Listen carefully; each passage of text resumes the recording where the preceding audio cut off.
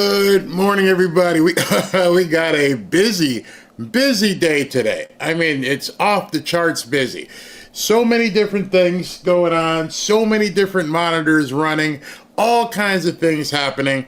So let me tell you what's going on right now. Right now in the Congress, representatives, they're holding a hearing on USAID betrayal. That's going on right now.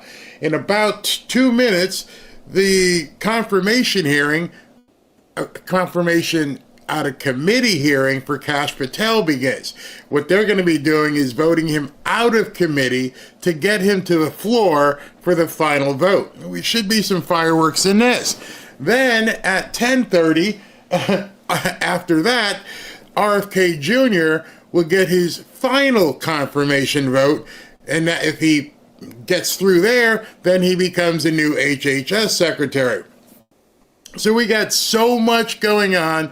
And then, if talk about me not being able to make a schedule, President Trump announces this morning at 1 p.m. he's doing a executive orders / press conference where he's going to be talking about the executive orders and other tariffs. He's probably going to bring up what happened with Hamas and how they backed down again because they don't want to get blown into the nether regions on Saturday morning. So that's going to happen at 1 o'clock. Then at 4 o'clock, okay, hold on. I've got sound in my ear. Just want to make sure where that's coming from. All right, so we're gonna have to jump here because hold on, let me get a whole bunch of different things ready here, because they're starting to take this hearing, and my one source still has the other thing going. So 1 second, let me go ahead and jump to the Kash Patel hearing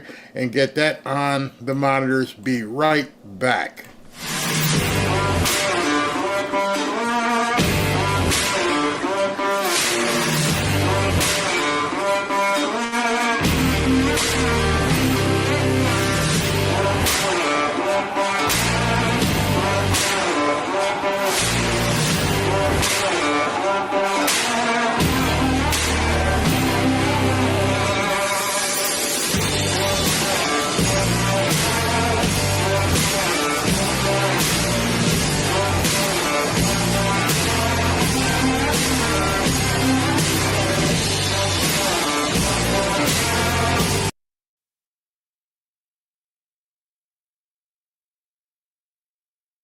Senator Bernie Sanders, there was a rally against Linda McMahon, the nominee to run the department. He had this to say. Of interest. A lot of things. At his hearing, he answered questions for more than 5 hours and provided 147 pages of responses to written questions. So we've examined every detail of his life, and he's been subjected to relentless attacks on his character during this whole period of time. Now, what we've learned from this committee process is what we knew from his resume. Mr. Patel has spent his whole career fighting for righteous causes. He's been a public defender, representing the accused against the power of the state. He's been a congressional staffer. Do me a favor in the comments or in chat. Let me know if the volume on this is okay. And he served in key national security roles, protecting Americans from foreign enemies. He's received support from former FBI agents, former federal and state prosecutors, and organizations representing more than 680,000 law enforcement officers. But Mr. Patel's resume, his accomplishments, and his supports aren't why he's the best person for this job. Mr. Patel should be considered our next FBI director because the FBI has been infected by political bias and weaponized against the American people. Mr. Patel knows it, Mr. Patel exposed it, and Mr. Patel has targeted for it, and I've got plenty of. Mr. Patel was instrumental in exposing Crossfire Hurricane. He showed during that investigation that the Democratic National Committee funded false allegations against President Trump, that the Department of Justice and the Federal Bureau of Investigation hid information from the FISA court to wiretap a presidential campaign, and that an FBI lawyer lied in the process. As reward for his efforts to uncover this truth, he was attacked by the media, and the Department of Justice secretly subpoenaed his records. Now, I and my staff know a thing or two about this kind of retaliation because my staff received similar treatment during our investigation. Sadly, as I've said at Mr. Patel's hearing, Crossfire Hurricane is but one example of recent FBI misconduct. The FBI targeted traditional Catholic families and concerns of parents for political reasons. The FBI coordinated with social media platforms to suppress the Hunter Biden laptop scandal. The FBI conducted an unprecedented raid on President Trump's home in an act of partisan lawfare. In just the last few days, we've heard unconfirmed reports that someone at the FBI may have illegally leaked information about upcoming ICE raids, putting the lives of ICE agents at risk. If true, the betrayal can't be overstated. The FBI has fallen into really old. I am checking the sound. It's fine on my end. I don't know who's having issues. Other people is fine. There's no problem on my end. Listening to it on 3 different monitors. My wife says it's breaking up too, but it's fine in here. So before we even had a hearing, committee members called Mr. Patel by these adjectives: dishonest, untrustworthy, lacking in character, a wolf at the door, a conspiracy theorist, a staunch political loyalist, and lastly, a nightmare. Since his nomination was announced, committee Democrats have sent at least 11 letters to 11 different agencies and parties demanding records and urging investigation into Mr. Patel. Each letter breathlessly accuses Mr. Patel of something new, often citing quote unquote highly credible anonymous sources that don't fit the facts. Some accused him of not following hostage rescue protocol. Others suggested he is secretly directing FBI personnel decisions. And some accused him of promoting conspiracy theories. The purpose of this campaign is quite obvious. Throw everything at the wall and hope something sticks. I'm not falling for it, and I don't believe the American people will likewise.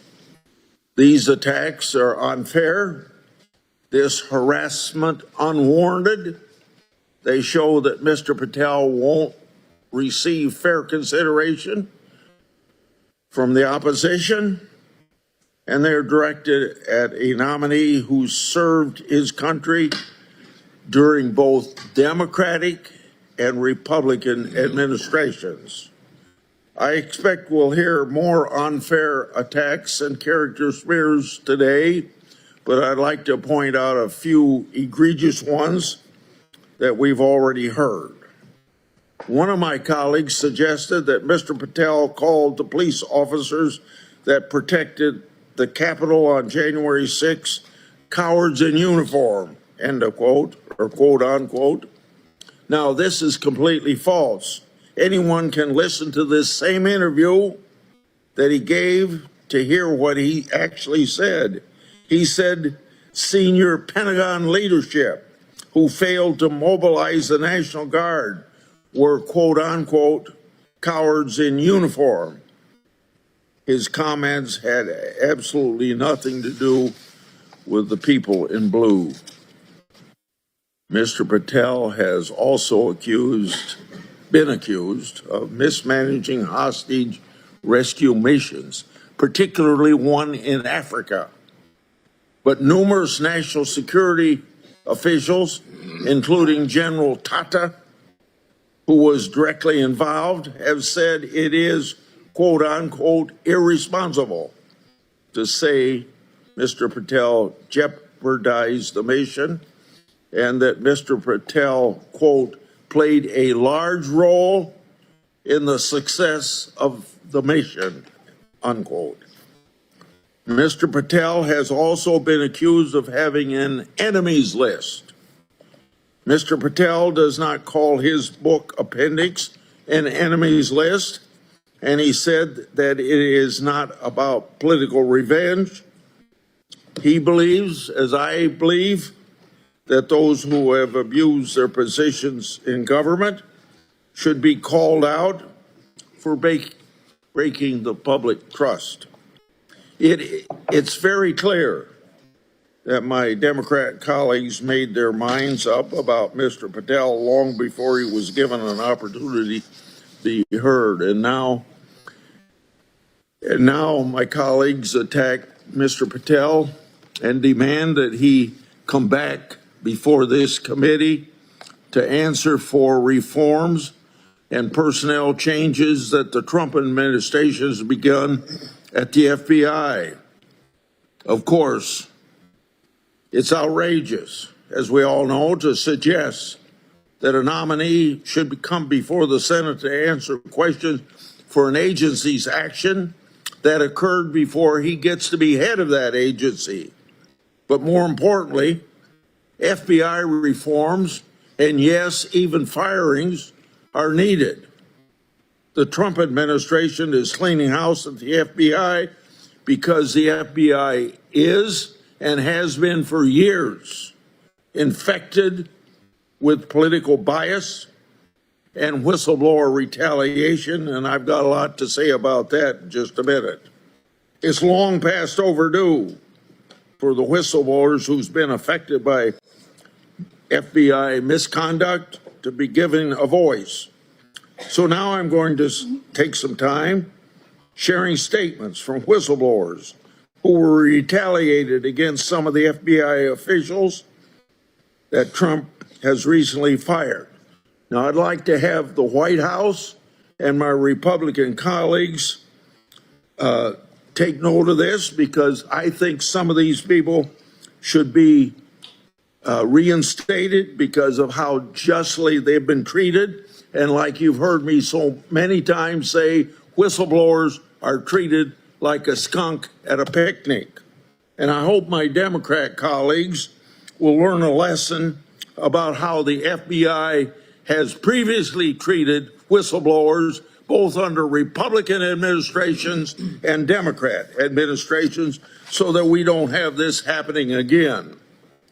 One whistleblower said, quote, people like these have harmed the noble mission of the Bureau. They've created turmoil, and their personal agenda has spread throughout the Bureau over the last decade. In service of the country, we should insist on removing them from the FBI, not tomorrow, but right now, end of quote. Remember, he said the last decade. That covers presidents of both parties.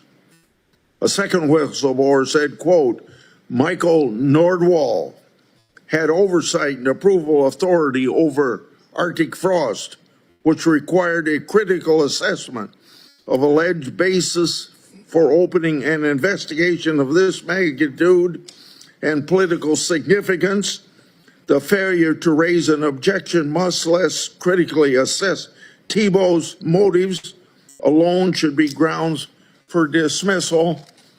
End of quote. And for my Democrat colleagues, you've heard me talk about Thibault for the last 2 years. One of the few people that I ever know that Ray fired for doing things wrong. And I had to point that out to him. Now pay attention to this one. A third FBI whistleblower said, quote, on January 6, 2021, I took leave and went to see the president speak on the ellipse. Later, my wife and I were among a crowd southwest of the Capitol. Even though we were involved in no violence, never set foot on the steps of the leading to the Capitol building, and never entered it, I self-reported my presence to the FBI after seeing violence in the news reports. The FBI did nothing at first, but more than a year later, suspended my security clearance. Under supervision of Jeff Veltri and Dina Perkins, investigators questioned my co-workers about whether I ever vocalized support for President Trump or objections to COVID-19 vaccine.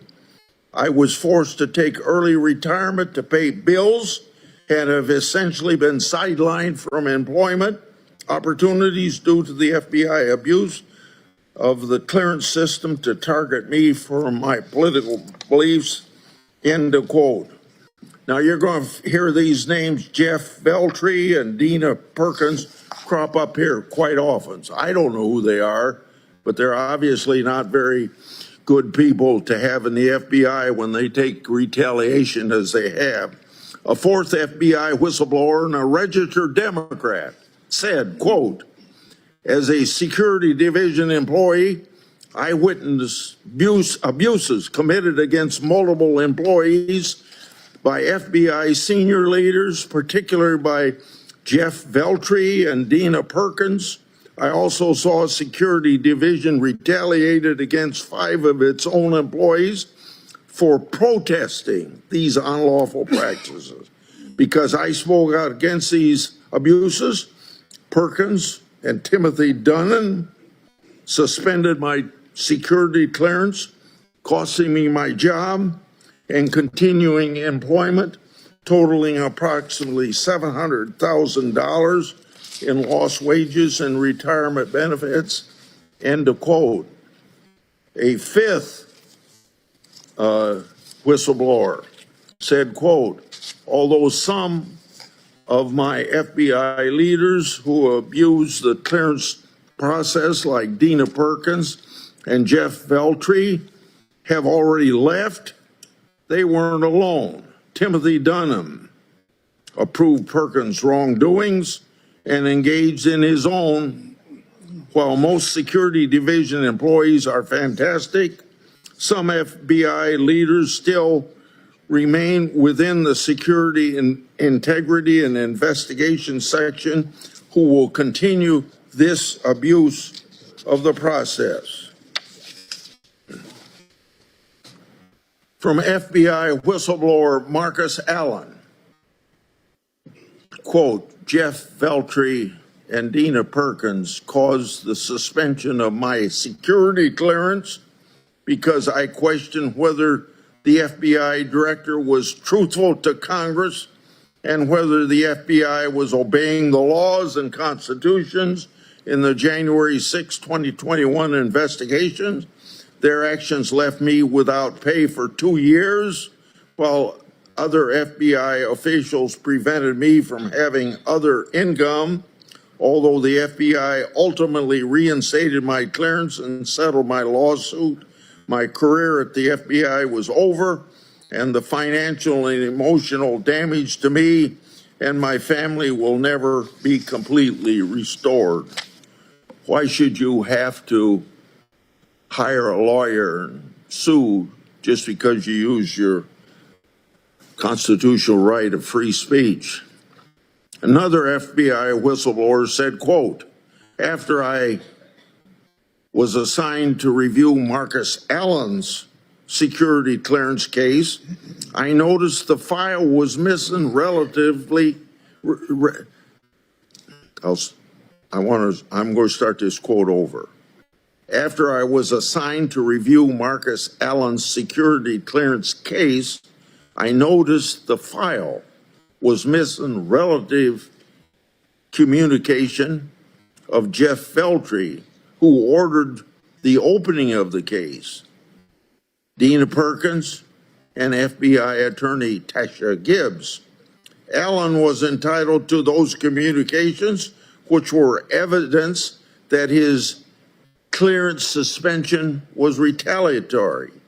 Shortly after I completed the vast majority of work on the communication recommending Allen's reinstatement, the Allen case was reassigned to another adjudicator, and I was transferred to a different unit, apparently in reprisal for reporting the wrongdoing in the Allen suspension. I soon resigned from the FBI to avoid further retaliation. I believe that Veltri, Perkins, and Gibbs were responsible for retaliating against Allen, and that Giuliani, Arzini, Perkins, and Gibbs were likely responsible for retaliation against me, end of quote. From FBI whistleblower Garrett O'Boyle, quote, I faced retaliation from junior, mid, and senior level, unquote, leaders in the FBI. More than 29 months later, I'm still indefinitely suspended without pay and benefits. Other whistleblowers have since confirmed that the FBI intentionally stranded me in the middle of a move and withheld our possessions to maximize the pain of my suspension. A new era of accountability and true whistleblower protection to the FBI is long overdue. FBI officials like Sean Clark, Sean Fitzgerald, Jeff Berkebile, Dina Perkins, Jeff Veltri, Jennifer Moore, Michael Snyders, Timothy Dunham, and other leadership up to Christopher Wray are responsible for what happened to me and my family, ensuring they no longer work at the FBI isn't retribution, it's responsible leadership. From FBI whistleblower Steve Friend, Jacqueline McGuire was promoted to upper echelons of the FBI after sending federal agents to arrest nonviolent Catholic pro-life protester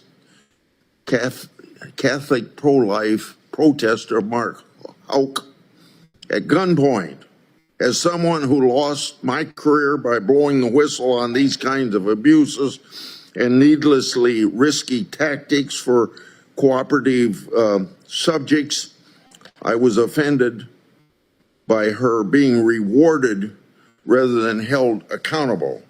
Her dismissal is a small step towards ending the FBI's weaponization and should come sooner, end of quote.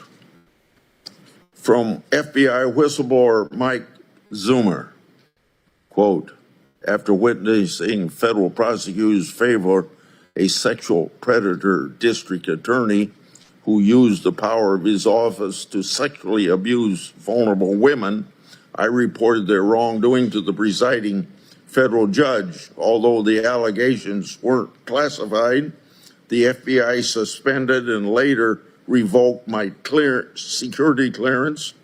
The U.S. attorney responsible for the misconduct was named by President Biden to lead the Department of Justice criminal investigation, and the FBI special agent in charge responsible for the FBI's retaliation against me was promoted to to be the third highest FBI official.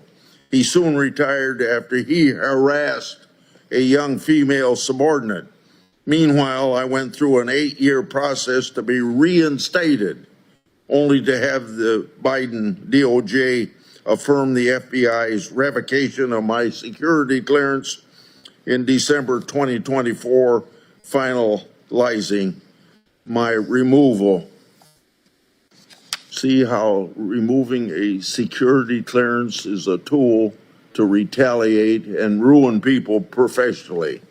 And lastly, I know you're tired of listening to this, so that's why I said, and lastly, from another FBI whistleblower, quote, I've watched the FBI become an institution, not, quote unquote, of the people, but of a select few who know the, quote unquote, system and process and use it to their advantage. Those people need to leave. As a whistleblower, I stand ready to help return the FBI to its earlier days of glory and return America's trust in what was an incredible institution, end of quote. Now, how can anybody listen to these statements from the FBI to know that there's a culture that just is not totally in tune with what law enforcement agency ought to do and conclude that everything is okay? These law enforcement agencies are out of control, drunk on power, and blinded by political infection. It's time to force them to recognize they answer to Congress and we the people. And those who retaliated against whistleblowers should be fired full stop by colleagues who think otherwise of protecting these whistleblowers. And I hope this message gets to President Trump. My Democratic colleagues hounded Patel to say he'd stand up to Trump. Well, these brave whistleblowers stood up to the last administration and they suffered retaliation. So why aren't my Democrat colleagues running to defend them and demanding the wrongdoers be held accountable? This administration must hold the bad actors accountable, fire them if necessary, give whistleblowers their security clearance back. President Trump, I hope you hear that. Put them in a position they were in before they had their retaliation. President Trump, I hope you hear that. If you can hire people, you can reinstate people, President Trump. That's part of what this committee ought to be focused on. Solutions to the rampant weaponization and whistleblower retaliation. These are two issues that Kash Patel is perfectly suited to fix because he's lived those issues. Senator Durbin. Thank you, Chairman Grassley. After reviewing Kash Patel's record and meeting with him, questioning him at this hearing, I'm even more convinced that he has neither the experience, the judgment, nor the temperament to lead the FBI. A little history.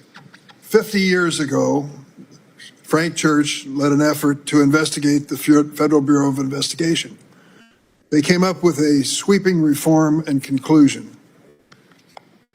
Congress passed a law limiting the FBI director to a single term of 10 years, subjecting the appointment to the advice and consent of the Senate. These actions were taken specifically to ensure that FBI director remains apolitical and is shielded from outside influence, and that no FBI director amasses the kind of power that J. Edgar Hoover, the founder of the FBI, exercised when he had wiretaps on Martin Luther King Jr. and other civil rights leaders and branded them as communist. For the last half century, this law has served its purpose.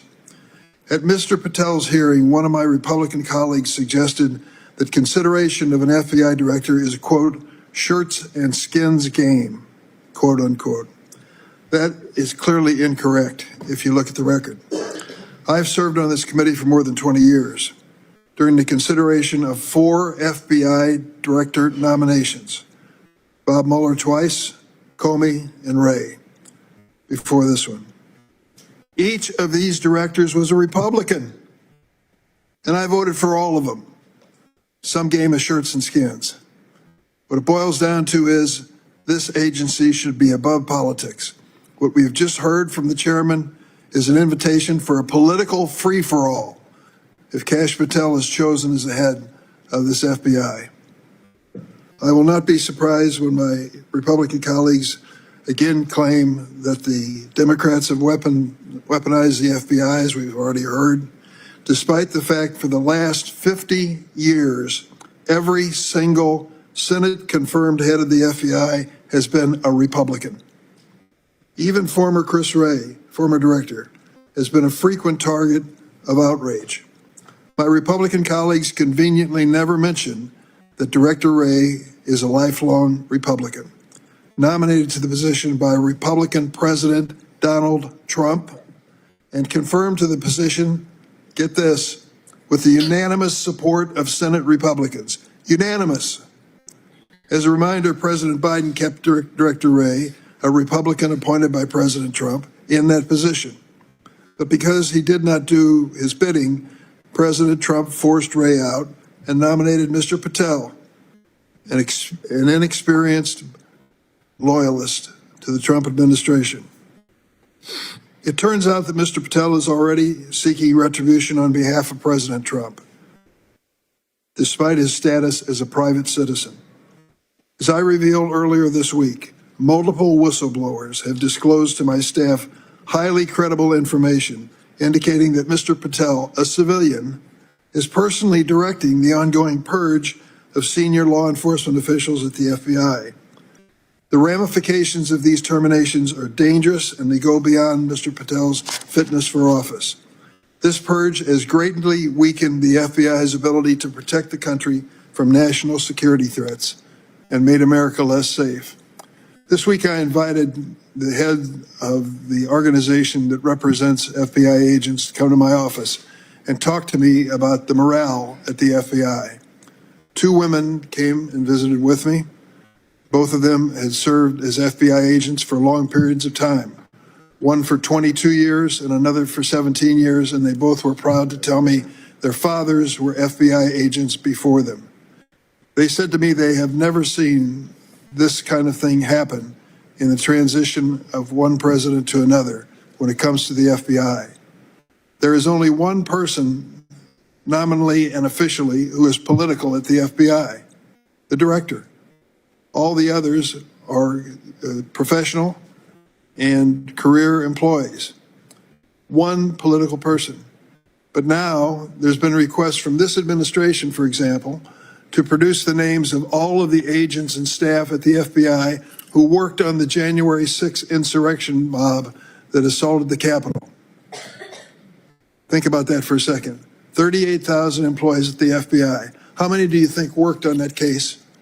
5,000 names. 5,000 names they want to disclose. It's understandable that these FBI agents are worried.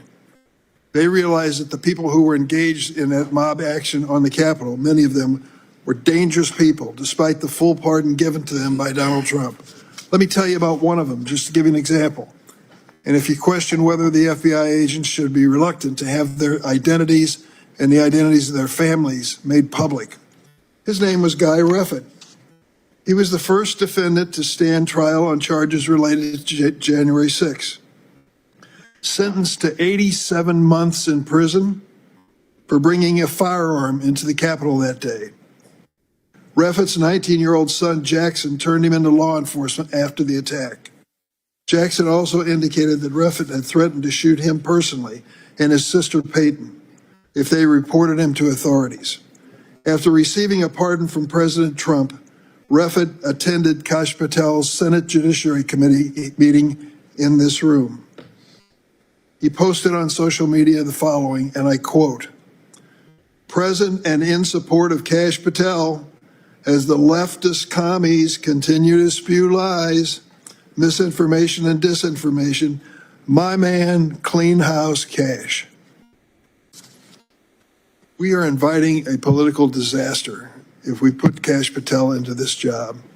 Can you imagine having worked for the FBI all your life, taken an oath that you're ready to give your life in defense of this country, be involved in all of the assignments that you were assigned to, and then comes a new president, Donald Trump, and wants to see the names of whether you were one of the people who was involved in the January 6th investigation, the largest criminal investigation in the history of the United States. I think this is outrageous. If we have respect for these agents, show it. To invite this political warfare that's been described already this morning is to the detriment of the men and women who are risking their lives for us in this agency. We have a list here of 6 executive assistant directors who have been purged already from the FBI. I asked the FBI agents, has this ever happened before with a new president? No, never happened before. These are top FBI officials who oversaw the FBI's work combating international and domestic terrorism, cybercrime, drug trafficking, and violent crime. In the FBI's long history, this has never happened before. Keep in mind, one political appointee, the director, all others career. The leaders who've been forced out are all career FBI officials who've worked their way up in the ranks and have decades of experience. And that's only the beginning. Acting Director, Deputy Attorney General Emil Bove, apparently acting at Mr. Patel's direction, has asked for a list of FBI personnel who worked on any matters relating to the January 6th attack on the U.S. Capitol. He is the transition leader, or was a transition leader for the Trump administration.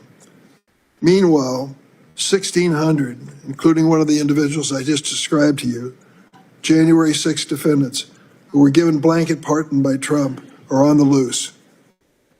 Think about that. A man who brought the gun into the Capitol, 87-month sentence, blanket pardon by Donald Trump, and now they wanted full disclosure of the names of the FBI agents who were involved in this case. It is outrageous that these sworn FBI agents, who were simply doing the jobs assigned to them, now fear for their livelihoods and their safety and the safety of their families. It is unacceptable for a nominee with no role in government to personally direct the unjustified, potentially illegal firing of dedicated, nonpartisan FBI officials. And if these allegations are true, Mr. Patel has come dangerously close to perjury before this Senate Judiciary Committee. Why do I say that? During the hearing, when he was asked about possible terminations of the FBI by Senator Booker, Mr. Patel said, "I don't know what's going on right now over there." Mr. Patel seems to be unable to wait for Senate confirmation to carry out his plan of retribution on behalf of President Trump. This is a private citizen, Patel, with no role in government, allegedly directing baseless firings of career public servants and then misleading this committee about his actions. Given the serious nature of these allegations, I've asked the DOJ Inspector General to investigate. I urge my Republican colleagues to take these allegations seriously. I know you want to be loyal to your president. I know you want to vote for all of his nominations. I know none of you want a call from Elon Musk reminding you what he might do to somebody who votes the wrong way. But this really gets down to the heart of the future of an agency that is critical to the security of this nation. This is not the only time Mr. Patel misled the committee under oath. At his hearing, he implausibly told me he could not recall the name Stu Peters, an anti-Semitic Holocaust denier. Patel under oath said, "I can't recall his name." This is simply not credible, considering that Mr. Patel appeared on Mr. Peters' podcast 8 times. Couldn't pick the name out of it. Stu Peters? No, I don't think I know that man. 8 times. And Mr. Peters has since revealed that he and Mr. Patel directly communicate via their personal cell phones, quote, constantly, close quote. Stu Peters? Say the name again? Don't recognize it. Mr. Patel also claimed he didn't have anything to do with the recording of the so-called January 6th prison choir, those who were convicted of assaulting people and trespassing on the United States Capitol on January 6th. Here's what he told Steve Bannon, and I quote, We got this idea to record the January 6 prisoners who recite the national anthem every night from the D.C. prison. Then we took that to the studio, so we mastered and digitized it.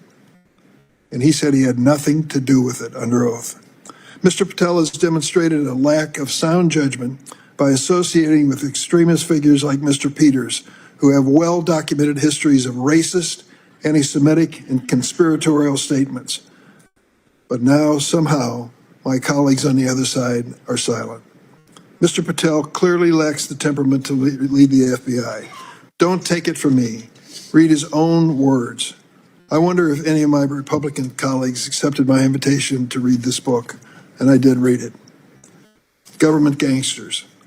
In this book, Mr. Patel published an enemies list of 60 people whom he calls, quote, members of the deep state, whatever the hell that is, and accuses of being, quote, corrupt actors of the first order. This list includes many distinguished public servants, both Democrats and Republicans alike. What they share in common is the misfortune of having crossed paths with Patel. There's one of them I'm going to highlight, and many of the people on the panel know him, Bob Mueller. Bob Mueller is an extraordinary man. Yes, he's a Republican. Yes, I voted for him to be director of the FBI.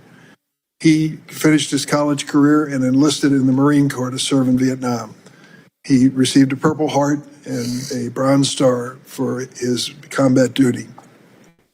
Came back, worked as a prosecutor, worked his way up in the Department of Justice, and became the director of the FBI. He took over just days after 9/11. I worked with him for years. I respect him completely, and we all should respect him, if for nothing else, his service to our country in combat in Vietnam. And now he is on the enemies list of Kash Patel. Mr. Patel gives no quarters when he disagrees with someone. He's called Democrats, quote, vindictive, evil, and vicious. And then there is his social media posts repeatedly attacking Republican senators for not voting right and not following MAGA orthodoxy. During the previous administration, my Republican colleagues were outraged by Biden judicial nominees' social media posts. And they deemed poetry written by a nominee in college 30 years ago as disqualifying him to serve on the bench because it showed, quote, Marxist ideology. 30 years ago, wrote a poem. Be careful. Where is the outrage now for Mr. Patel, who has launched disgusting attacks on everyone from Elon Musk to LeBron James? Mr. Patel has also displayed a startling disdain for the agency he's been nominated to lead. He wants to, quote, shut down the FBI, Hoover Building on day one, reopen it the next day as a museum of the deep state, quote, unquote. He falsely claimed that the FBI was planning January 6th for a year before it happened. His conspiratorial theories just keep bounding out in his book and otherwise. He can't stop. And he's been clear about what he wants to do with the FBI's vast surveillance and investigative power, saying, quote, we're going to come after the people in the media. Mr. Patel has been open about his plans to dismantle the FBI and seek retribution. And he's already begun that mission as a private citizen, targeting senior FBI officials. Consider for a moment, if he is successful in this nomination, his first meeting of the head of the as head of the FBI with the men and women who are sworn to uphold the law and serve at his direction. Think about the morale in that room in light of what's going on. Mr. Patel's directives have already thrown the Bureau into chaos. Senior executives who collectively have hundreds of years of experience have been forced out. Thousands of line agents across the country are living in fear of losing their jobs simply because they did the job they were assigned to do. How does any of this make America safer? The American people need an FBI director focused on keeping the public safe from terrorism, drug trafficking, and violent crime, not petty personal grievances. I yield. Thank you, Senator Durbin. Senator Whitehouse. Thank you very much, Chairman.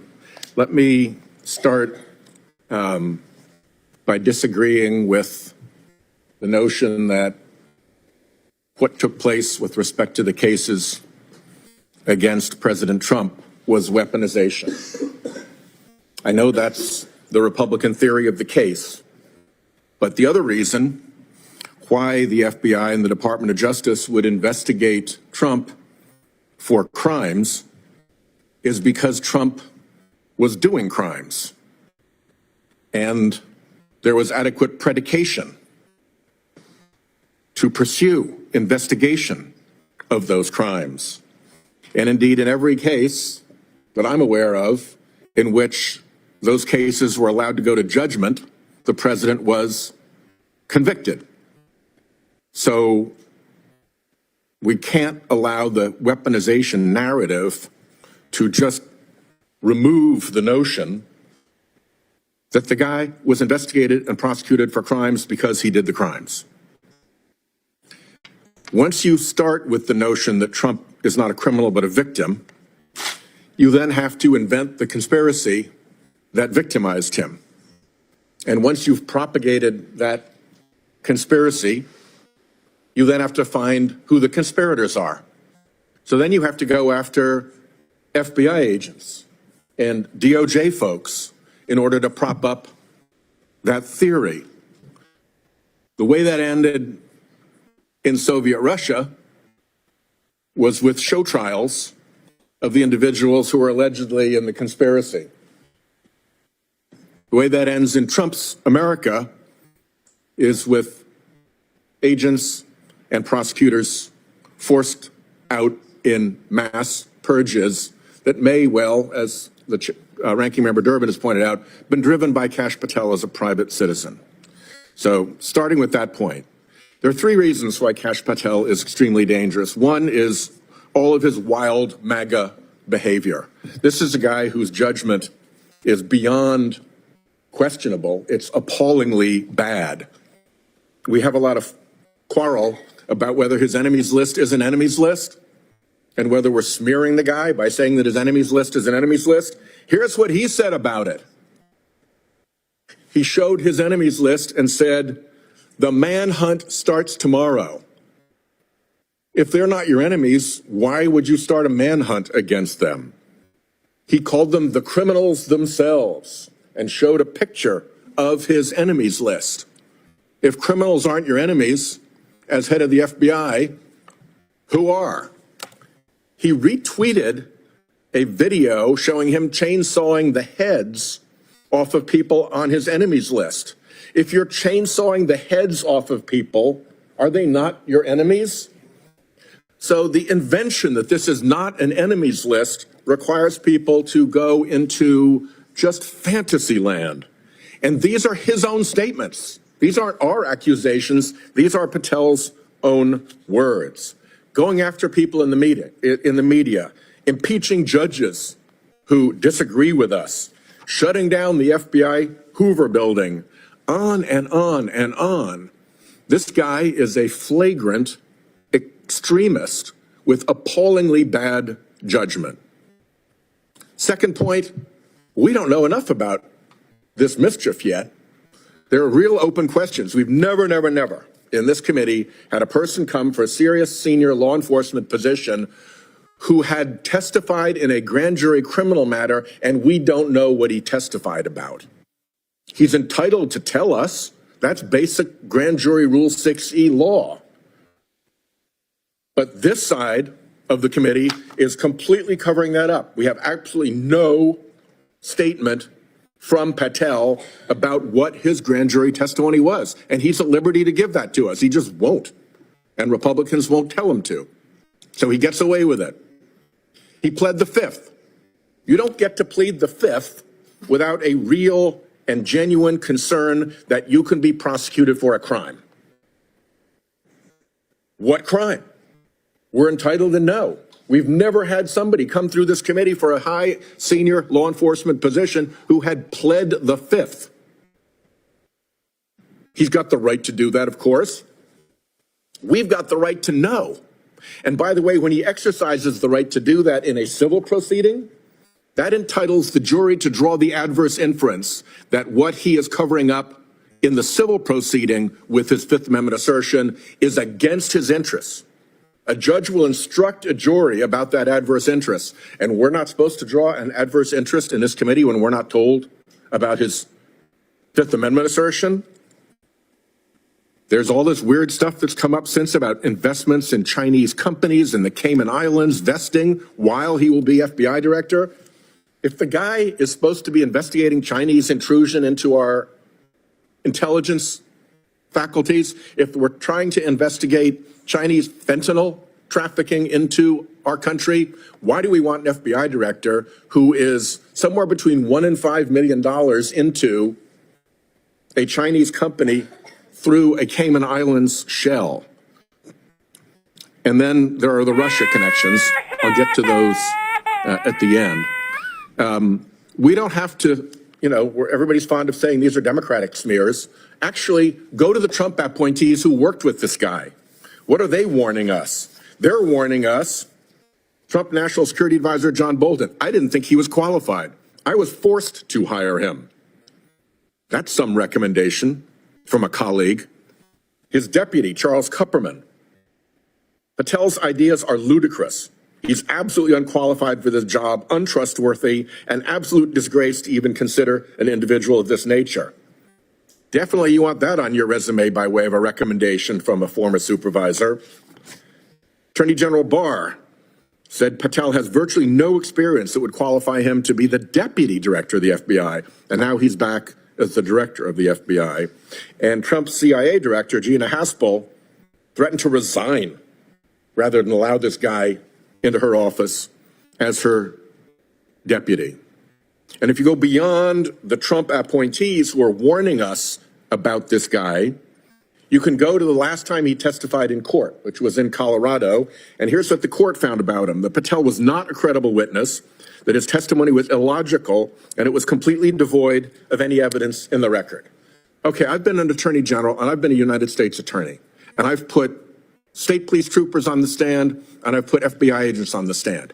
If at the end of a case, a judge made findings like this about a law enforcement witness that I put on the stand, there would be follow-up. I would want an explanation of why this witness was so incredible that findings like that were made by the judge.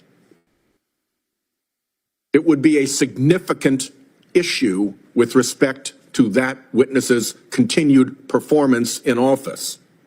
And here's a guy who's been found to be completely incredible by a judge in his testimony, and we're acting as if that's nothing. That's not Democrats. That's a judge in Colorado. So the last thing I'll say is I think we need to begin to prepare ourselves for Trump-Russia 2.0. The Trump-Russia thing was, I'm not going to go back all over it, fully ventilated in the Senate bipartisan intelligence report, in the Mueller report. Trump-Russia was a thing. We stopped talking about it, but Trump kept talking about it and saying it was a hoax. Trump-Russia hoax, Trump-Russia hoax. No, it was not a hoax. It was real. It was there. There's a record. Part of it was bipartisan work. Some of it was done in the House. There was an abundance of evidence about the Trump-Russia connection. And now what are we seeing? We're seeing Patel coming in, who says he wants to wreck the FBI's what he called intel shop, which is the part of the FBI that looks at Russia and does counterintelligence work against Russia. He said that he wants to close out the D.C. office and send everybody out into the field. Well, it's the D.C. office, not the field offices, that do the counterintelligence work. You want to shut it down? You're opening your arms to Russian intelligence operations.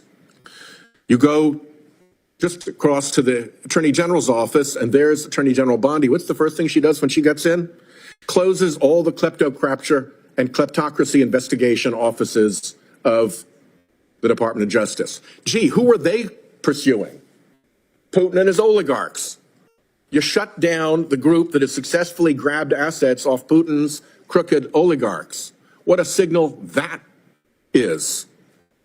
And then look at Tulsi Gabbard. I'm not going to go through the whole length of her Russia associations, but let's just say that a Russian news media editorial said that her appointment should cause the CIA and the FBI to tremble because she was a friend to Russia.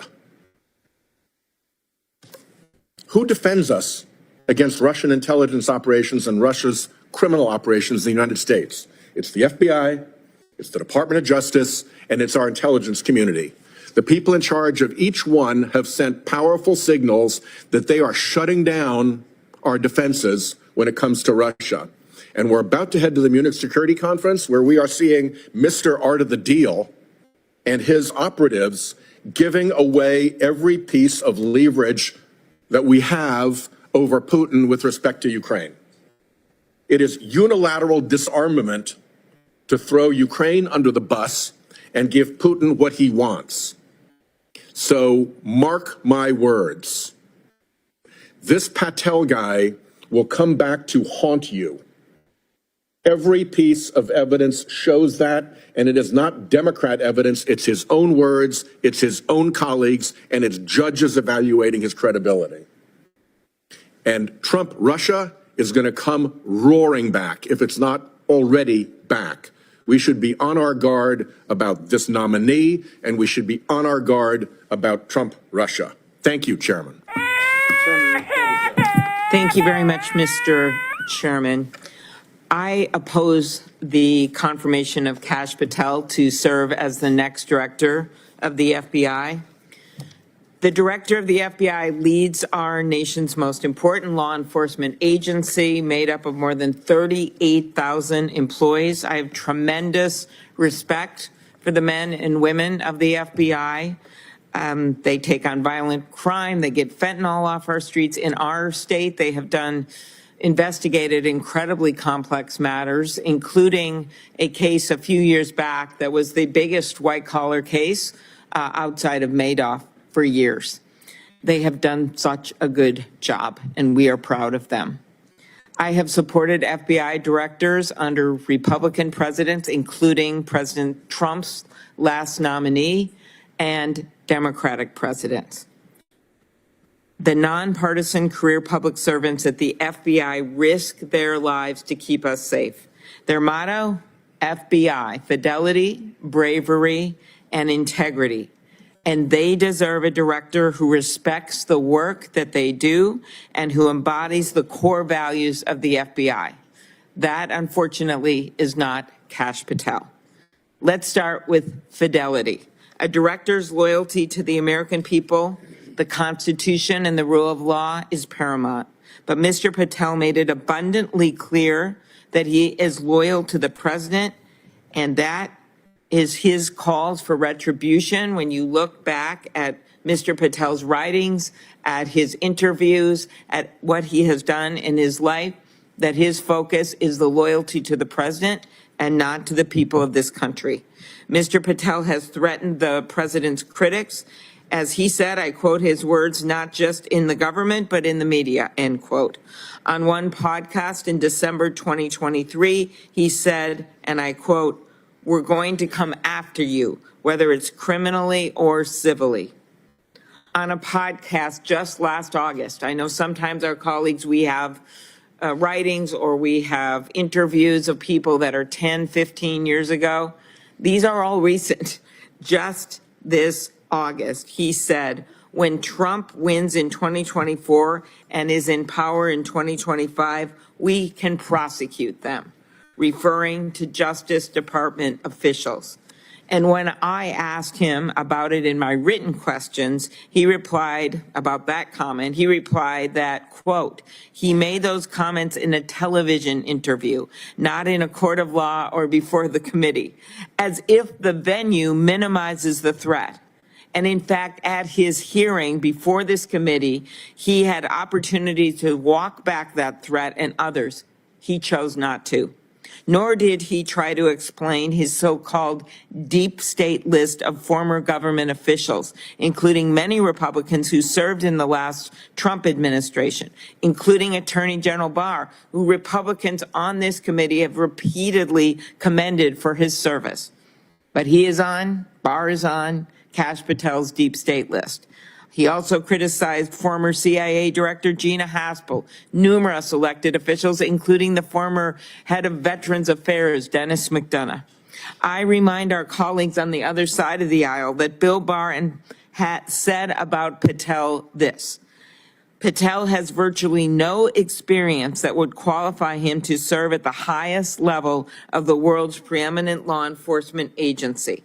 And his appointment to the FBI, he said a few years back when Patel was being considered for another job in the FBI, his appointment to the FBI would only happen, Barr's words, over his dead body. Then CIA Director Gina Haspel also threatened to resign to stop Patel from being her deputy. These and many others who have criticized him over time are people who have served our country. I didn't always agree with some of them. Some are Democrats, some are Republicans, but they have repeatedly said the same thing, that he should not be running the FBI. And we know what Mr. Patel wants to do with the people on that list because he already told us on another podcast episode. He said the people on his list need to go to prison. That is a shocking statement from someone who may be the next head of the FBI. And it's not just government officials, but the press as well. As you know, Mr. Chairman, I care deeply about an independent press and the First Amendment. Mr. Patel, though, has referred to the media as, quote, the most powerful enemy the United States has ever seen. He didn't even say that one on a podcast. He said it in a speech at the Conservative Political Action Conference on February 23rd, 2024. Think about that. He is saying that the press, with many here standing up for the First Amendment, he's saying the press is the most powerful enemy the United States has ever had. Not China, not Russia, not Iran, not terrorists, but he says the most powerful enemy is the press. And I would ask my colleagues how they can justify voting for this man who would say such a thing as the director of the FBI that constantly deals with domestic threats that come from afar and come from people who are, in fact, affiliated with terrorist groups in these countries. How do we know Mr. Patel will carry out the revenge agenda? Well, it is already occurring.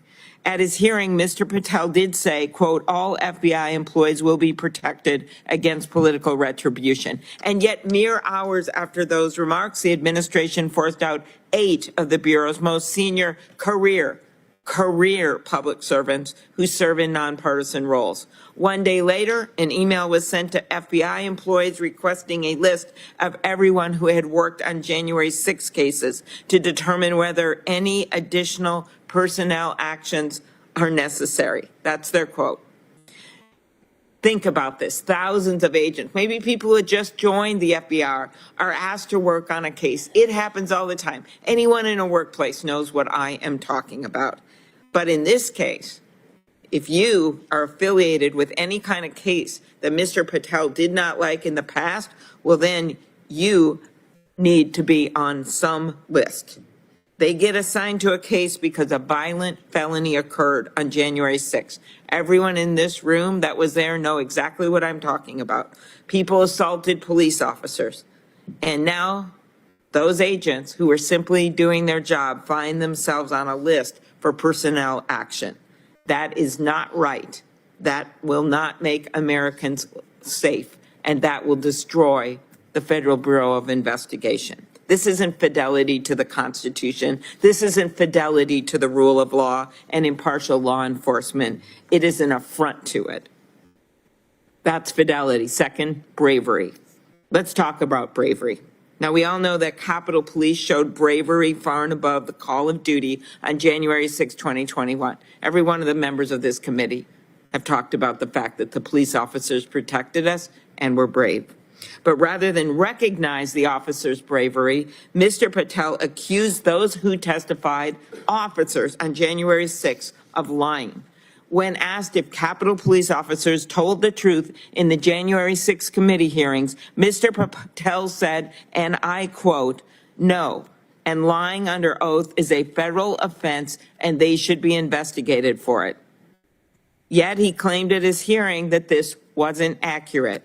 We have it on tape. It's literally on YouTube, on the Joe Pack Show, 5/29/2024 at minute 2:57.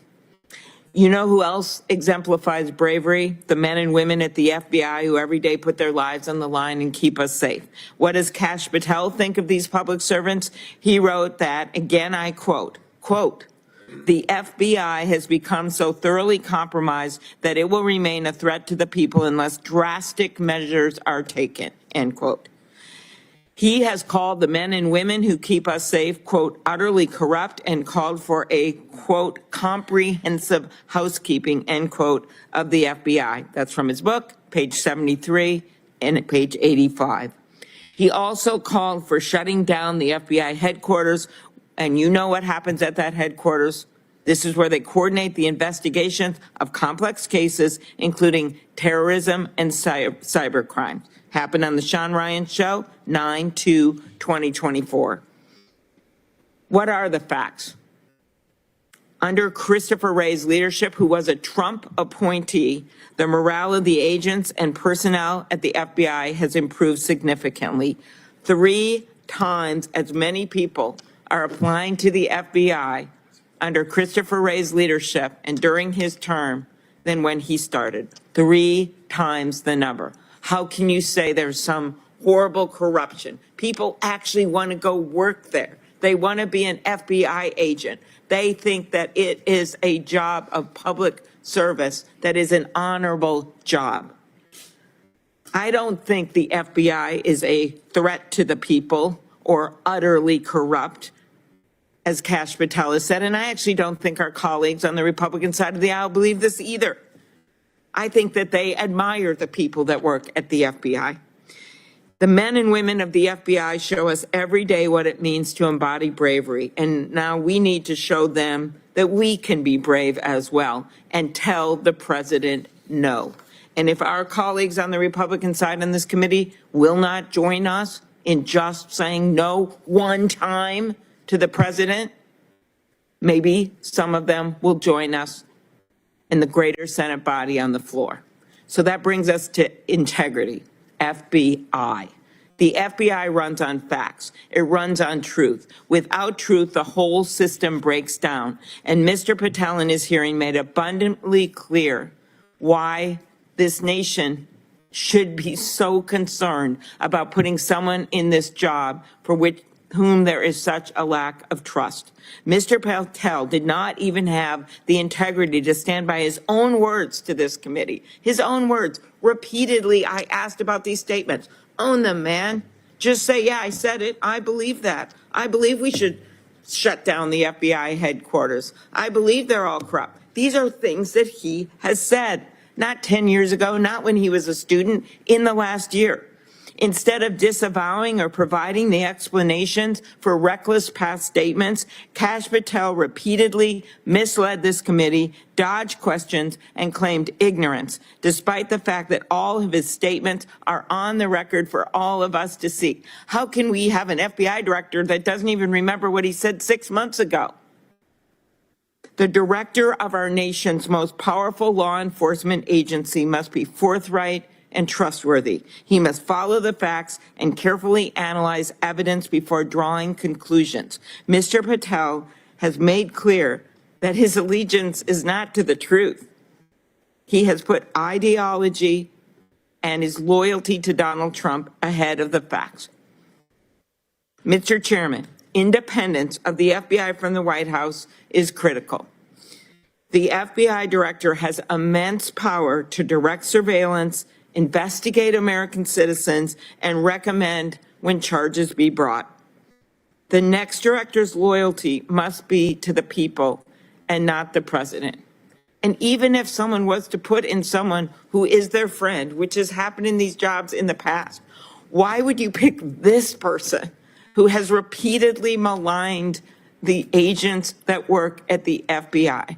Why would you pick someone who in the last year decided to make money off of hawking a supplement that he claimed would reverse the effects of the COVID vaccine? Why would you put someone in place that thinks it's fun to say you should close down the headquarters and has put together a list of people that he hates, that he says he wants to take revenge on? Why would you pick that person of all the people you could pick for this office that maybe you even know or you've worked with before? But Donald Trump picked this person. And I think we know why.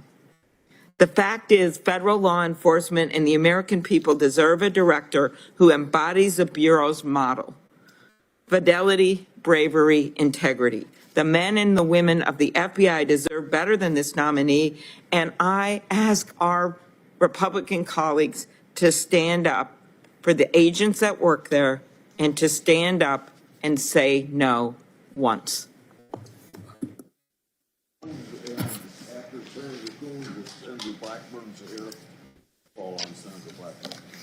Thank you, Mr. Chairman. I'm speaking today on why I will vote against Kash Patel as the nominee to be director of the FBI. The FBI, as my colleagues have spoken to at length, is one of the world's most important, powerful, and respected law enforcement agencies. And the tens of thousands of agents who serve us all across our nation are a key bulwark against terrorism, against extremism, against crimes that range from the theft of intellectual property to interstate gangs that carry out human trafficking or murder for hire. The FBI is an absolutely critical part of our nation's security, and it rests on trust. It rests on having an independent leader. Back to the dark days of J. Edgar Hoover being a politically connected and compromised FBI leader, in the decades since his tenure ended, we have engaged in a disciplined, balanced, bipartisan process to confirm FBI directors for long terms, 10-year terms. And I have voted for Republican nominees put forward by Republican presidents. We need, as director of the FBI, someone who will stand up for the men and women of this incredible law enforcement agency. And in his testimony before this committee and in his comments and actions before coming in front of this committee, Kash Patel has shown that he is not that leader. He is already actively undermining the Bureau he seeks to lead. As someone who is the co-chair of the Law Enforcement Caucus and who spent years leading, supervising, responsible for the second largest law enforcement agency in my state, I see in Mr. Patel an alarming willingness to do the bidding of a vengeful White House. As you heard from my colleague, Senator Durbin, whistleblowers are alleging that he has already helped orchestrate the purge of the most senior leadership of the FBI, as well as those agents who were simply doing their job as assigned to them to carry out January 6th investigations. This purge is only the start of what I fear is about to come. The FBI has demanded that, the administration has demanded that the FBI turn over a list of its newest recruits and employees, has pushed out the head of the Washington field office and other top leadership, and is giving roles to folks who lack the relevant professional experience. The FBI needs independence, but Mr. Patel told me when I asked him that he believes the FBI works for the White House. I asked that same question of several other recent nominees, and they gave the correct answer, that federal law enforcement, whether the Department of Justice or the FBI, works for the Constitution and the American people. The FBI doesn't work for the White House. It works for all of us. Attorney General Pam Bondi got that question right. Todd Blanche and Gail Slater got that question right in their hearing yesterday. How is it that Kash Patel flunked that easiest and most central question? Not just to whom do you report, but for whom do you serve? As I said, we've seen what a dark chapter can be when the FBI is led by someone who is politically connected and by whom he politically corrupts the goals and purpose of the FBI, and I fear that we are heading into one of those chapters again. As I questioned him during his confirmation, I asked... There's been a couple comments in the chat as Chris Coons meanders about, this is not the final vote. I know it's very, very confusing. It is the government that we have right now. Right now, this is the committee, the Senate committee, and then the Senate committee, whenever they're done doing their bitching, is going to vote on whether or not Kash Patel can move to a final vote, which is probably a foregone conclusion, since the committee is run by the Republicans. So they get their time to sit there and continue to complain and complain and complain and put things on the record. for whatever reason, if years later people need to see this, it's actually on the record. So other comments in the chat are, why are only the Democrats speaking? Well, because the Republicans want to move forward and go ahead and get the vote done. They don't want to delay any further. Every senator has the right to continue speaking during this time in the process. But the Republicans seem to be standing down and saying, yeah, whatever. Yeah, go ahead. And so they'll go through these guys, and then they'll actually get to the vote. So just want to make sure everybody understands the process and what you're seeing play out here. This is not the confirmation vote. This is the vote to get to the confirmation vote. This is called getting voted out of committee. Who you're seeing talk right here is the actual committee. That's why there's only a few people up there. In fact, that might have been the last one. I don't see, no, I see Blumenthal sitting on the corner there. Let's listen into what these nuts are saying. Senator Durbin, go ahead. And then I'm going to call on Senator from Connecticut. I'd like to enter into the record this letter of opposition of Mr. All right, so Dick Durbin is talking, and then after he gets done talking, they're going to bring Senator Blumenthal up. When that wide shot happens, you can see who's there. On the right, there's nobody there. It's already what would the term be? A fait accompli. It's already in the books. It's baked in. He is going to be moving forward. Look at all those people. Those are all Democrats. Booker, Blumenthal, Padilla. They all want their pound of flesh. They're all going to have everything they possibly can say to take him down. So you're going to have to suffer through Blumenthal next, then Cory Booker, then Padilla, and then finally Grassley will probably see if there's any Republicans that want to speak, and they'll probably say no, then let's go ahead and vote. And then all of a sudden you see the Republicans come into the room and vote, and that's a good thing. The fact that there's no Republicans that want to seem like they even want to voice their opinion means the vote's already done. He's going to get voted to the floor. Probably today's Thursday, let's say Monday, Tuesday, or Wednesday for the final vote. Now at 10:45, I don't know if they're going to cut away, but the final vote on Rfkjr will be happening at around 10:45. Let's see if they cut away. This is C-SPAN. If C-SPAN isn't showing it, I'll find another channel on C-SPAN so we can see that final vote. That may take some time. I may go to a split screen because when they vote, they're just walking in the room. They're not really saying it. There's no speeches being made. They're just going to vote on Rfkjr. So suck it up. Have a cup of coffee, get your blueberry muffin, and understand what you're watching is the last vestiges of the Democrat Party. You are watching agonal breathing. They can't stop what is coming, and all they can do is stomp their feet as they get run over. So let's continue listening to these people cry. In a way, personally, talk about the FBI. First of all, just to say thank you to all of the FBI agents. There's 17,000 special agents out there right now, a total of 38,000 civil servants in the FBI. They are probably not listening to what we're saying here because they are looking into international and domestic terrorism, cyber criminal syndicates, foreign espionage, organized criminal enterprises, including drug cartels, sexual exploitation, and human trafficking. Now, I have not been without criticism of the FBI. And the chairman has said that there is a need for reform. I'm betting that members of the FBI would join in saying there's always room for improvement, but it should not be by someone who vilifies the FBI, as Kash Patel has done.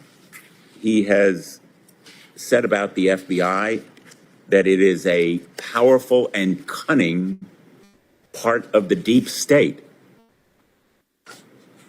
Someone who begins with that kind of antagonism and hostility to the FBI will not be able to engage in positive and constructive reform. I've worked with agents of the FBI since I was U.S. Attorney, and I'll never forget the agent who sat with me at counsel table as I tried my first criminal case, practically carrying me through the presentation of evidence and the rules of federal procedure, which he knew as well as I did. The FBI is a premier law enforcement institution for our country, and we should seek to enhance it and improve it, but not to slash and trash it, which is what Kash Patel seems to want to do. A lot has been mentioned about what Kash Patel refused to answer. But I want to go to what he very clearly did answer, which is he committed, in response to my question, that there would be no retribution against any FBI agent, that there would be no mass firing, and no purging of leadership. And now we have reliable information from whistleblowers submitted in a letter by Senator Durbin to the chairman that in fact he has been covertly and personally directing a purge of senior leadership and other non-political agents simply because they were assigned to investigate criminal wrongdoing. In direct contradiction of the commitments he made to us, not just to me, it was my question, but to this committee. And that is one of the reasons why I have urged that the chairman call him back, give him a chance to explain that kind of contradiction. What we're left with is a record that shows that he, in effect, wants to turn the FBI into a sycophantic goon squad that would crush political opposition, go after an enemies list. Of course, he calls them government gangsters, not an enemies list. But let me warn members of this committee who are critical of Kash Patel, we will be on that list. And he has the power to investigate anyone who is critical of him. He said there should be a manhunt for those government gangsters. He's telegraphed very clearly how he would use the FBI, and the more so if he is independent of the White House and of the Department of Justice, as clearly he envisions his role to be. He will be an unrestrained, unguided missile against the integrity of the Department of Justice and our justice system. The work of the FBI is essential to judgment and integrity. Kash Patel lacks those two key qualities. He has trafficked in conspiracy theories. He agrees with, quote, a lot of what QAnon says. He engages in election denialism, refusing to say President Biden won the 2020 election. He's even suggested that the FBI planned the January 6th insurrection and attack on the Capitol. He has glorified the January 6th rioters, calling them political prisoners, even the rioters who attacked Capitol Police.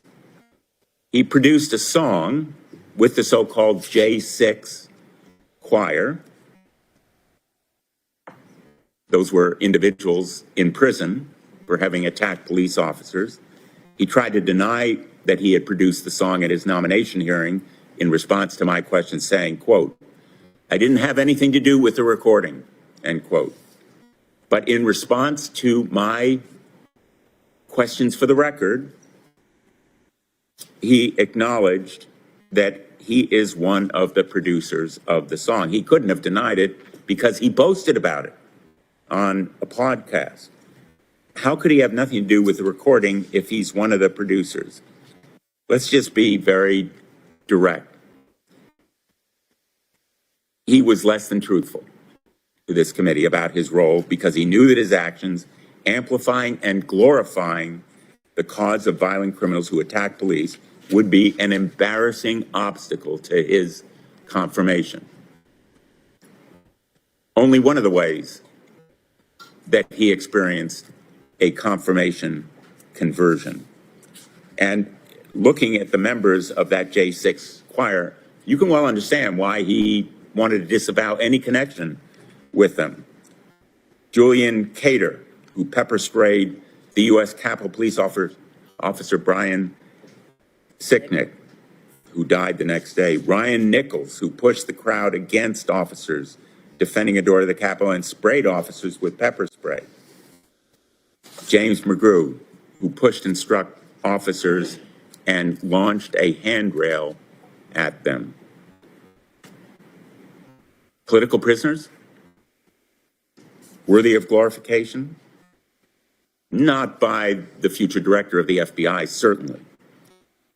And Kash Patel has certainly shown that he is vindictive, focusing on seeking revenge rather than keeping America safe. That enemies list is only one of the ways that he may well seek retribution against his opponents. And going after President Trump's political enemies is clearly on this administration's agenda, indeed a priority. Just look at what Pam Bondi did on day one. She ordered the creation of a so-called weaponization working group. A weaponization working group. And specifically named people who would be investigated. Just coincidentally, Jack Smith, Letitia James, Alvin Bragg. They've led legitimate prosecutions and lawsuits against Donald Trump. That's the true weaponization of DOJ and the FBI, and something that must be stopped right away.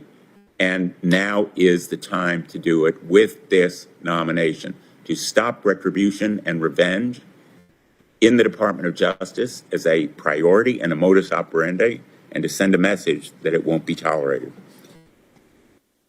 Kash Patel is out for himself, even if it means putting other people's lives in danger. Whistleblowers have said that Kash Patel broke protocol during a hostage rescue mission, leaking details to the press before the hostages were safe in American custody.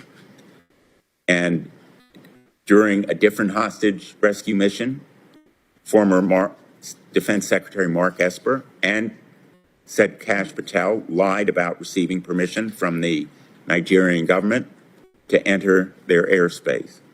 This kind of carelessness could have caused those Navy SEAL hostage rescuers to be shot down. He is not to be trusted with the nation's most important secrets or with the most important law enforcement agency of our nation. Kash Patel pled the fifth in a case about Donald Trump's handling of classified documents. He's entitled to plead the Fifth Amendment. He eventually testified after prosecutors granted him limited immunity. He's not entitled to deny us the truth of what he told the grand jury as a part of this confirmation proceeding. He had the ability, legal and physical, to tell us what he told the grand jury.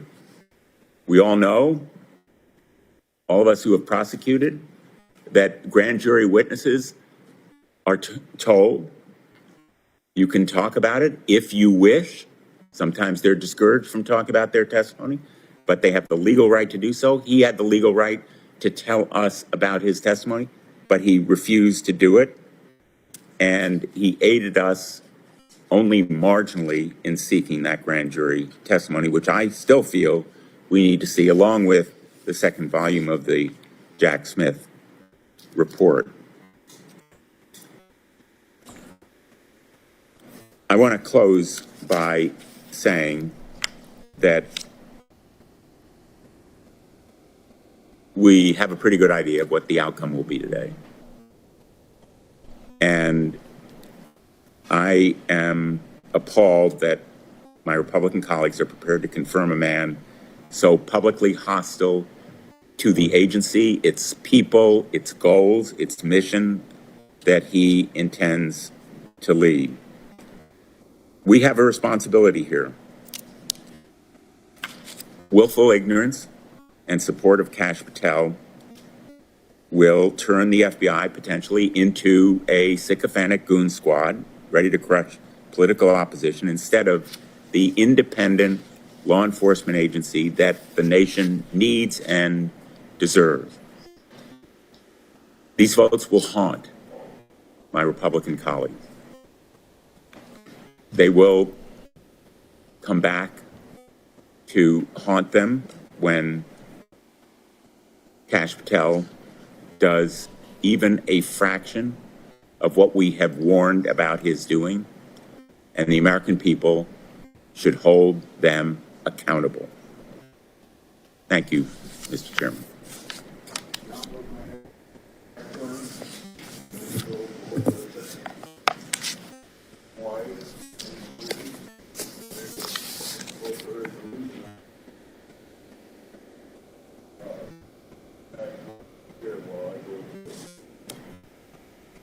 Thank you, Mr. Chairman, and thank you for the time today to speak in favor of Kash Patel. As I've listened to my Democratic colleagues and their comments this morning, you can hear the anger and the displeasure with having Kash Patel before us. But I think it's important to realize why Kash Patel is there and why President Trump chose to nominate Kash Patel. The American people are sick and tired of 2 tiers of access, 2 tiers of treatment, and 2 tiers of justice. And during the Biden years, this was writ large in the actions of the DOJ and the FBI. We have all seen it. And while my colleagues may be upset for today, I think it's important to note that they sat silently while you had parents and people of faith and so many that were being confronted. And this happened over and over and over. So I know they're trying to stall and obstruct, but it is important to note that the American people on November 5th voted to see change. They want transparency and accountability. They want the end of 2 tiers of justice. And they want to restore faith in our American institutions. Now, Pam Bondi, who is our Attorney General, has been mentioned several times this morning. She is going about aggressively restoring confidence and sending that message that the rule of law matters. The rule of law matters. And there is an expectation that people will abide by the rule of law. And Kash Patel will work with her in restoring that confidence, that rule of law, rooting out the 2-tier system of justice that the American people have witnessed. Now, when Mr. Patel was before us, before I started my questioning, I asked him a question that came from listening to my Democratic colleagues as they were questioning him. And it was, why do the Democrats fear him? Why do they fear him? And I think the answer is so very apparent. They fear him because, yes, indeed, he is out of the box. They fear him because of what he knows about Russia collusion, what he knows about some of the activity that has taken place. And they fear him because he is going to return the FBI to its core mission, investigating violent crimes and keeping our nation safe. Now, I'm pleased that he's going to focus on violent crime. We know that under President Trump, violent crime was down 17%. This is important to us in Tennessee. In Memphis, we have had quite an issue with violent crime, much of it caused by a lack of attention to prosecuting some of these gang members. There is a Soros-backed DA in Memphis that will not push these cases through. But violent crime under Joe Biden was up 43% in his first year. It is imperative that the FBI go back to investigating these crimes and go back to the Trump policy of investigating and prosecuting these criminals and bringing that transparency back to the justice system. So I'm so pleased that we're moving forward with him today. I'm also pleased, Mr. Chairman, that he is going to work with me to make certain we know who all was involved with Jeffrey Epstein in building out this international sex trafficking ring. This is information we have sought. It is information we have not been able to get. And as the next FBI director, I have no doubt that he is going to work with us to end this scourge of human and sex trafficking in the United States. Thank you, Mr. Chairman. Thank you, Mr. Chairman. I don't think the American people were up in arms about purging the Department of Justice or the FBI. I don't think they were up in arms wanting a stop to or freeze. Oh, okay, so this woman is talking right now. I definitely don't want to hear her. She's probably going to talk about somebody's sex life or something real soon. I'm going to switch and flip over for a second because it seems like I can't do a split screen in the middle of a broadcast because I don't have the template set up. My bad. I didn't have a split screen template set up. So I'm going to jump to Rfkjr Jr. right now because they're actually voting. The vote is happening right now on Rfkjr Jr. I'm going to jump to the Rfkjr Jr. vote, which is his final confirmation vote. And then when they're done meandering or when I can see that they're ready to vote on Kash Patel, I'll jump right back over. So right now, let's go ahead and listen in as they vote for Rfkjr Jr.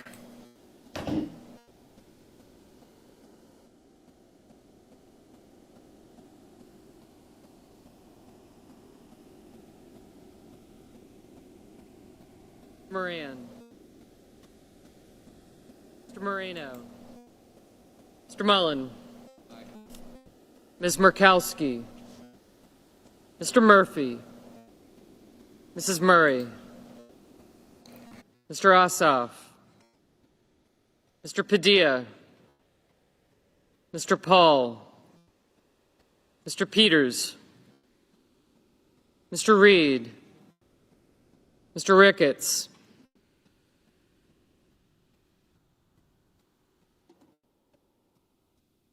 Mr. Risch. Ms. Rosen. Mr. Rounds. Mr. Sanders. Mr. Schatz. Mr. Schiff. Mr. Schmidt. Mr. Schumer. Mr. Scott of Florida. Mr. Scott of South Carolina. Mrs. Shaheen. Mr. Sheehy. Ms. Slotkin.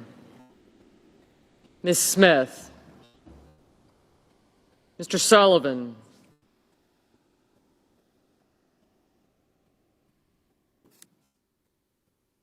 Mr. Thune, Mr. Tillis. Thank you. Mr. Tuberville. Mr. Van Hollen. Mr. Warner. Mr. Warnock. Ms. Warren. Mr. Welch. Mr. Whitehouse. Mr. Wicker. Mr. Wyden. Mr. Young.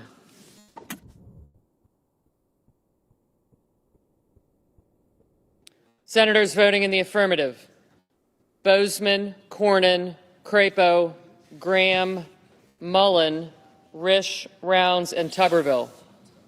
Senators voting in the negative: Bennett, Gallego, Lujan, Markey, Schumer, and Wyden.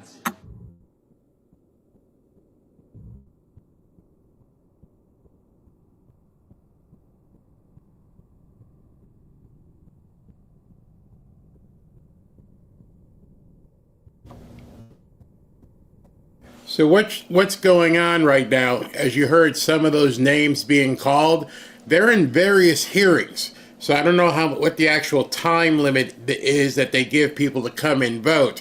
But we're watching Mazie Hirono bitching at the Kash Patel hearing. Well, she also has to vote on RFK Jr.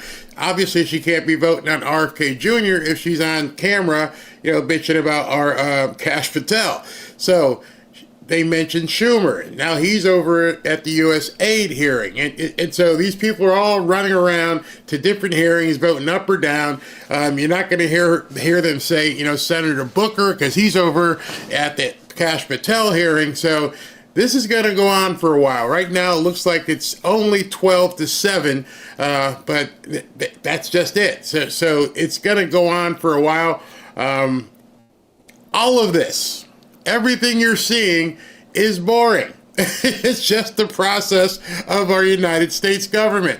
All the way back when you were in high school and you took civics class or political science in college. There's no other way around it. This is how we're set up. This is our government. Everybody gets a chance to do whatever they need to do. There's a certain amount of time to vote. There's a certain process that needs to take place. And what you're seeing is history. You're seeing the process play out right in front of you and how it's done. If you have a problem with it, now's your time to sign up and run for office. Because otherwise, this is it. You got to go through hearing and committee and cloture and then the final vote. And there's all kinds of stuff that happens in between. So right now they are voting on RFK Jr. It's 15-8. Doesn't really get juicy, but I'll let that play while, Mazie Hirono is over there bitching about Kash Patel. And you guys can tell me which one you want. I mean, I can put this one back on if you want. She's crazy Mazie. What it is that this man plans to do as he intends to very clearly abuse his power at the FBI, all for his own ends and for that of the president, to which he is 100% loyal. That is his biggest qualification to be FBI director, which is not much in my view. Thank you, Mr. Chairman. Speak. Just so everybody knows, we're planning to vote at 11, and they're going to hold. They said they'd hold the vote open, at least for me. So I assume that's everybody, so that you can all be here. So I don't know whether it's after Moody gets done or Booker gets done, but if we're all here, I don't want to interrupt somebody's speech, but. So if you want to vote a little bit earlier or just say, or let me interrupt you, whatever the case might be, just think about that. Go ahead, Senator Moody. Yes, Chair, thank you so much. And I had planned to come today and vote in support of the nominee, but I feel it incumbent upon me, as I've heard Speaker. Okay, so you're hearing it. It's even confusing to them. It's like, you're going to talk, but we need to vote. And I know you need to go over here and vote. And why don't you vote in advance so I don't have to interrupt you? It is a mess. It is a mess. For the life of me, I don't know why they schedule all these things at the same time, but that's what they did. And so now you've got one senator here, and then they got to run down the hall real quick and do the other vote. And this one here, he's like, we're going to vote at 11, so if you're talking during 11, I'm going to have to interrupt you so we can vote. You can still keep bitching, but we're going to go ahead and... It's insane. So from my perspective over here, you understand how crazy it is. I'm like, okay, click this button, put this one on, because, oh, they don't know what they're doing either. And so you can imagine behind the scenes in the building of the Capitol, there's people racing down hallways, running over here, and making sure they got the right speech in front of them, because oh, this is the RFK hearing. Oh, no. See, the Democrats got it easy. All they just have to do is walk around like this all day. No, we don't want anybody. Idiots. All right, so let's go ahead and peek in on the other hearing, since Ashley Moody, who I love here from Florida, but you guys can see what's going on here. Mr. Durbin, no.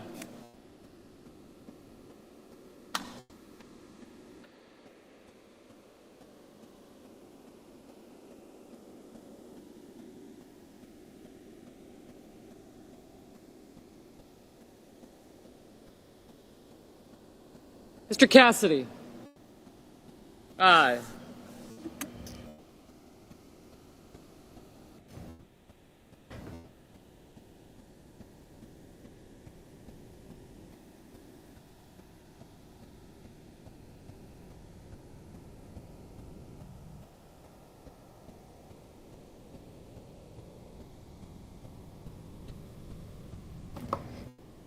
So you can see watching that is literally like watching grass grow. They just called Dick Durbin, who you know was at the other hearing. So when it gets closer to a number, because I don't think you just want to sit there and stare at a screen and watch numbers go one at a time. I mean, you guys can tell me in the chat, but it is kind of crazy, because you're just going to end up sitting there. No, Moody didn't say no. She's voting for Kash Patel. You tell me which one. I can't do the split screen thing. I can go back and forth. It's 21-17 right now. I think you don't really want to hear the nuts go. They want to hear Moody. All right, everyone says let's go back to Moody. We shall go to Moody. Go down the wrong path.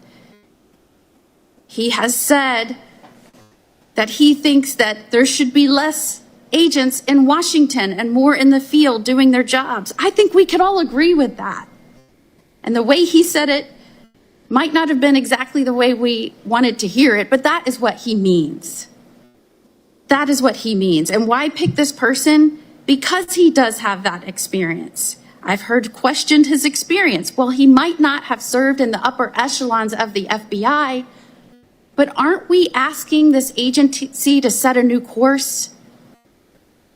Don't we want a non-traditional candidate at this moment in time with extensive federal experience? I also heard that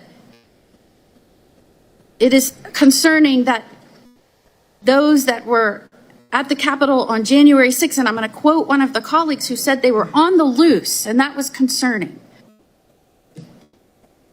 I cannot tell you how many people are on the loose in this country right now that have surged into the country under the last administration. They are prior criminals or indeed have intent to do our country harm.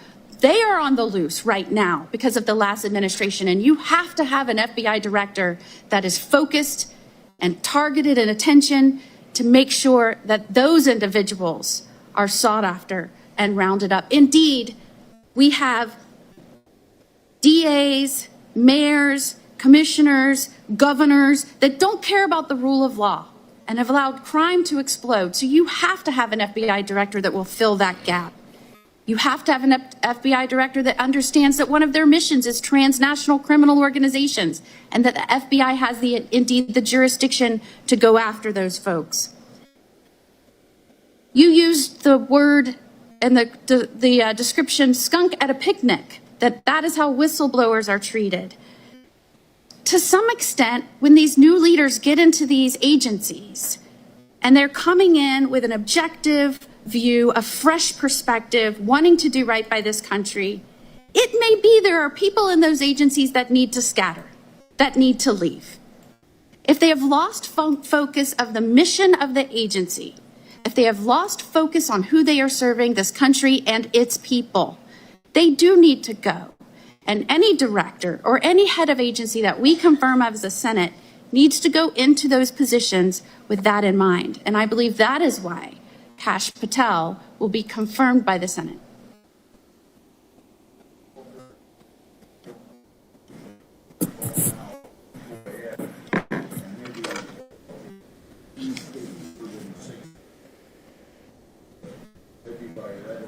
I'm just trying to see, are you encouraging me to talk longer? Because that's never happened in this committee before.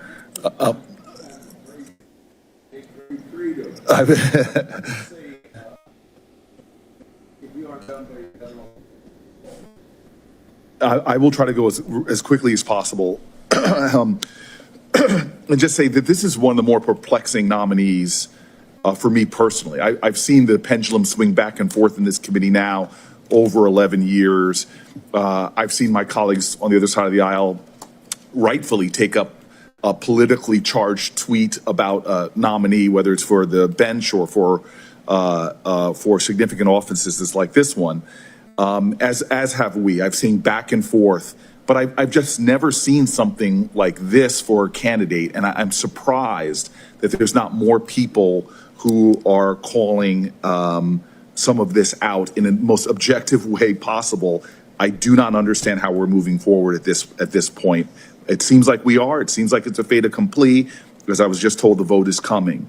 But I just want to go through some of the things that, to me, are sort of stunning that we are dealing with. First and foremost, this idea of FBI employees, these incredible agents that we all respect, that were involved in a lawful investigation of criminal violations of federal law, or that federal law that was protecting us and our national security, that these folks are being targeted. And we know that is happening. I asked Mr. Patel if he knew of any plans to punish or retaliate against FBI agents and employees who worked on cases that President Trump didn't like. He claimed he didn't, but he should not be really believed. Not only because this is a history of lying that we've seen, but because the facts that we've been presented as a committee suggest different. The timing of the FBI purges, moments after the hearing we had, to me seems like an obvious implication upon this nominee. Ranking Member Durbin uncovered compelling evidence that Patel didn't just know about the FBI's plans to fire agents who were doing their job as directed, but that Patel not only knew about it, but he directed the purge as an outside citizen. And if that's true, Mr. Patel has perjured himself before this committee, something I believe we would take very seriously. His trustworthiness is evident in his failure to disclose his work on behalf of the Embassy of Qatar to this committee. That is stunning. Work for which he possibly broke the law when he didn't file as a foreign agent. These are entanglements that this committee should take seriously, that we should investigate before moving forward. The financial disclosures we received after our hearing that we did not have a chance to ask him about show that Mr. Patel actually enriched himself by doing work for groups linked to Russia and China, foreign adversaries of our nation. I can't believe I need to say this, that is if it may be a question, but at a bare minimum, our FBI director should not have conflicts of interest with the Chinese Communist Party and Vladimir Putin, and we should have had a chance to ask him about that in open committee. That is just the most basic due diligence. Look, everything Mr. Patel has ever written and said, so much of, what he's written and said demonstrates that he is somebody that is goes against the idea of integrity and independence that the FBI wants. He has gone far, as my colleagues have said, posting the most outrageous politically charged things. I'm disbelief that of all the incredible people that could run this agency, that this is somebody that we would pick. But my concerns really have to do about Mr. Patel's testimony before this committee. No one can claim surprise when he does exactly what he's promised to do in a lot of these politically charged writings. We have credible evidence that he is already enacting this idea of revenge against FBI agents who Mr. Trump does not like. We have credible evidence that he committed perjury when he told this committee that he wasn't aware of these plans to fire FBI personnel. He later changed his answer when answering the committee's questions for the record. Suddenly he said he went from I don't know to I don't recall whether he plans to fire FBI personnel. And this was what he was saying over and over again. He does not recall. I don't recall. Not long ago, the fact that he lied about not knowing a white nationalist podcaster when he appeared on his podcast, not one time, not 3 times, not 5 times, but he appeared on his podcast 8 times. Yet he said he did not know who this person was or did not remember. This to me is a continued pattern that is disqualifying. It would be, to me, something all of our colleagues in this room would say, hey man, you're not being straight, honest with this committee.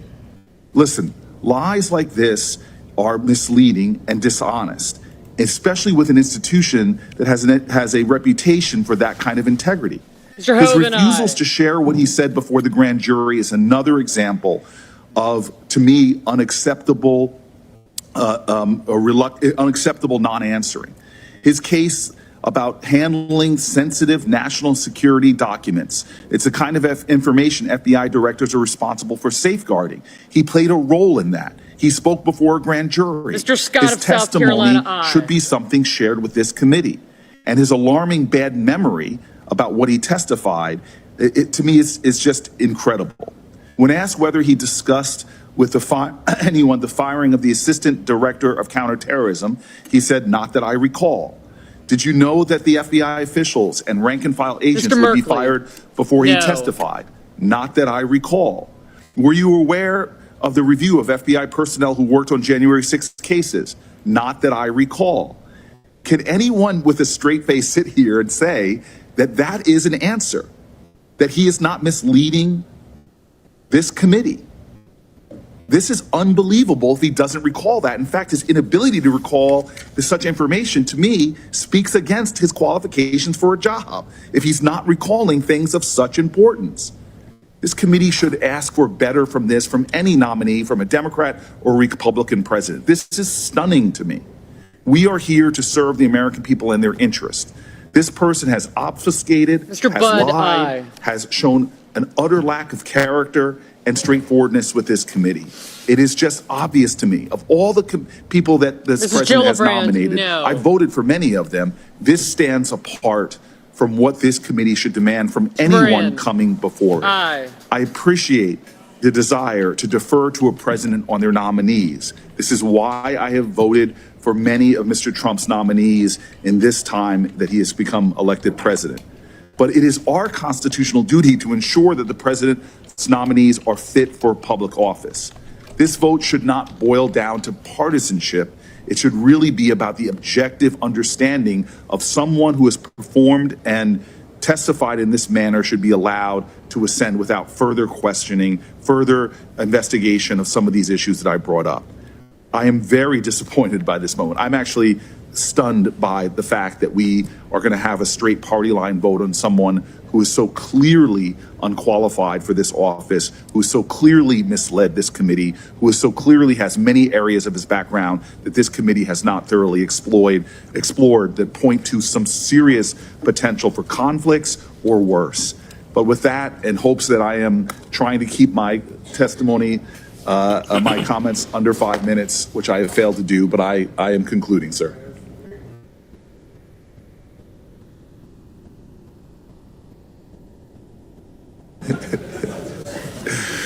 Mr. Chairman,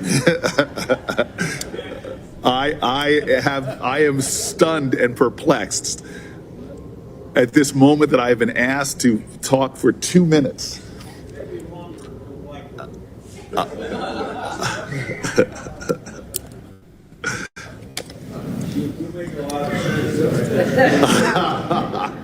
For the record, the chairman has said that I make a lot of sense. But he disagrees with me. Yeah. Mr. Chairman, I am going to cede to you. If you would like to filibuster, you're welcome to. I'm sure that the committee of this committee would allow you to sit here quietly. But if not, I would very much like to hear Lindsey Graham speak on the virtues of the great state of New Jersey. It's not going to be a long speech. Wow. New Jersey. Wow. My brother-in-law is from New Jersey, and we like him a lot. That I will take that as a testimony. Thank you, sir. And happy birthday to Dick Blumenthal.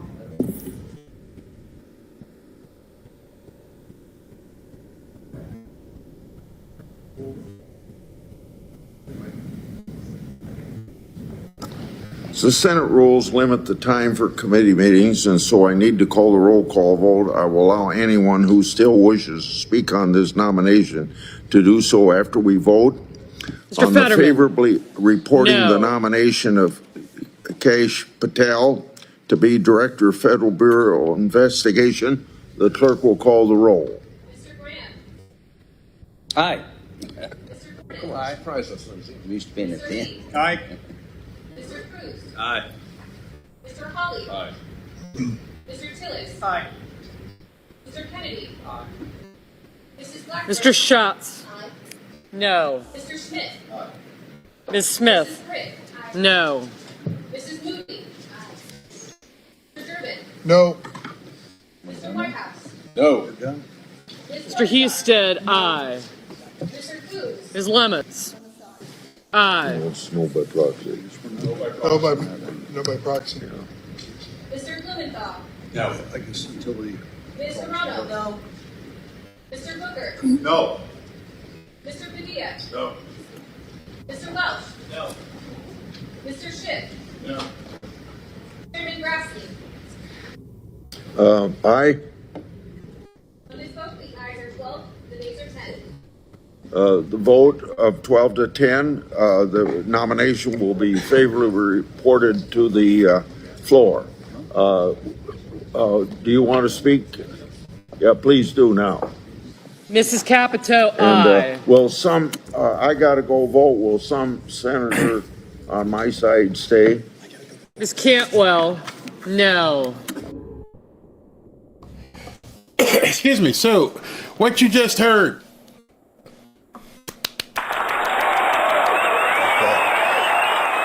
What you just heard is that, gotta get the name right.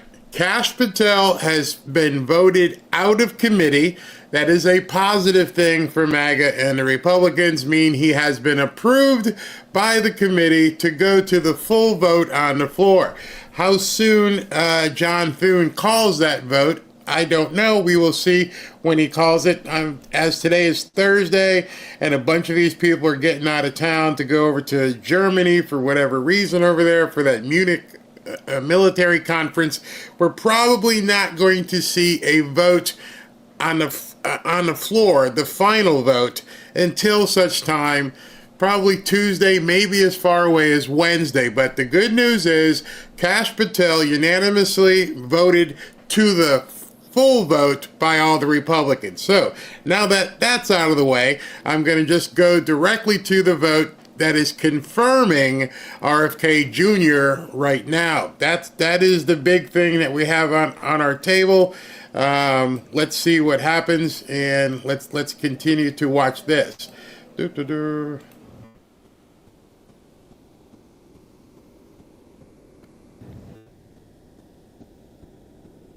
Now this is going to sound a lot slower, obviously, because at this point right now, until such time as somebody votes, there's nothing for this lady to speak. However, just so you know, right now, Kash Patel has indeed been voted into or out of committee into the full Senate.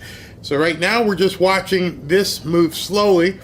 41-33, that means 74 people have voted, 26 remain, and we will watch what happens. And I'll be here in the background as you can watch this dry like paint.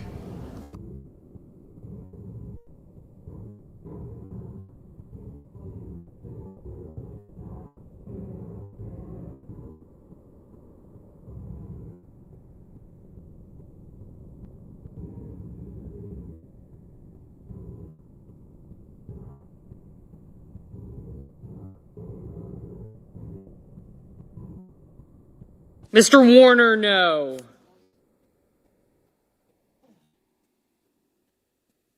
Mr. King, no.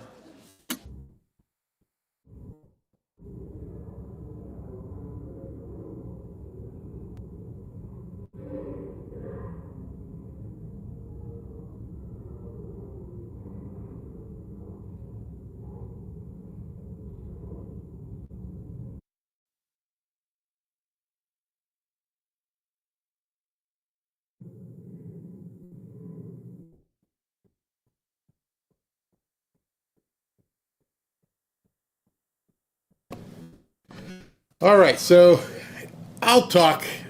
Unlike Cory Booker, I don't need a script to talk for 2 minutes. I'm pretty verbose and loquacious, so I can just keep going with this.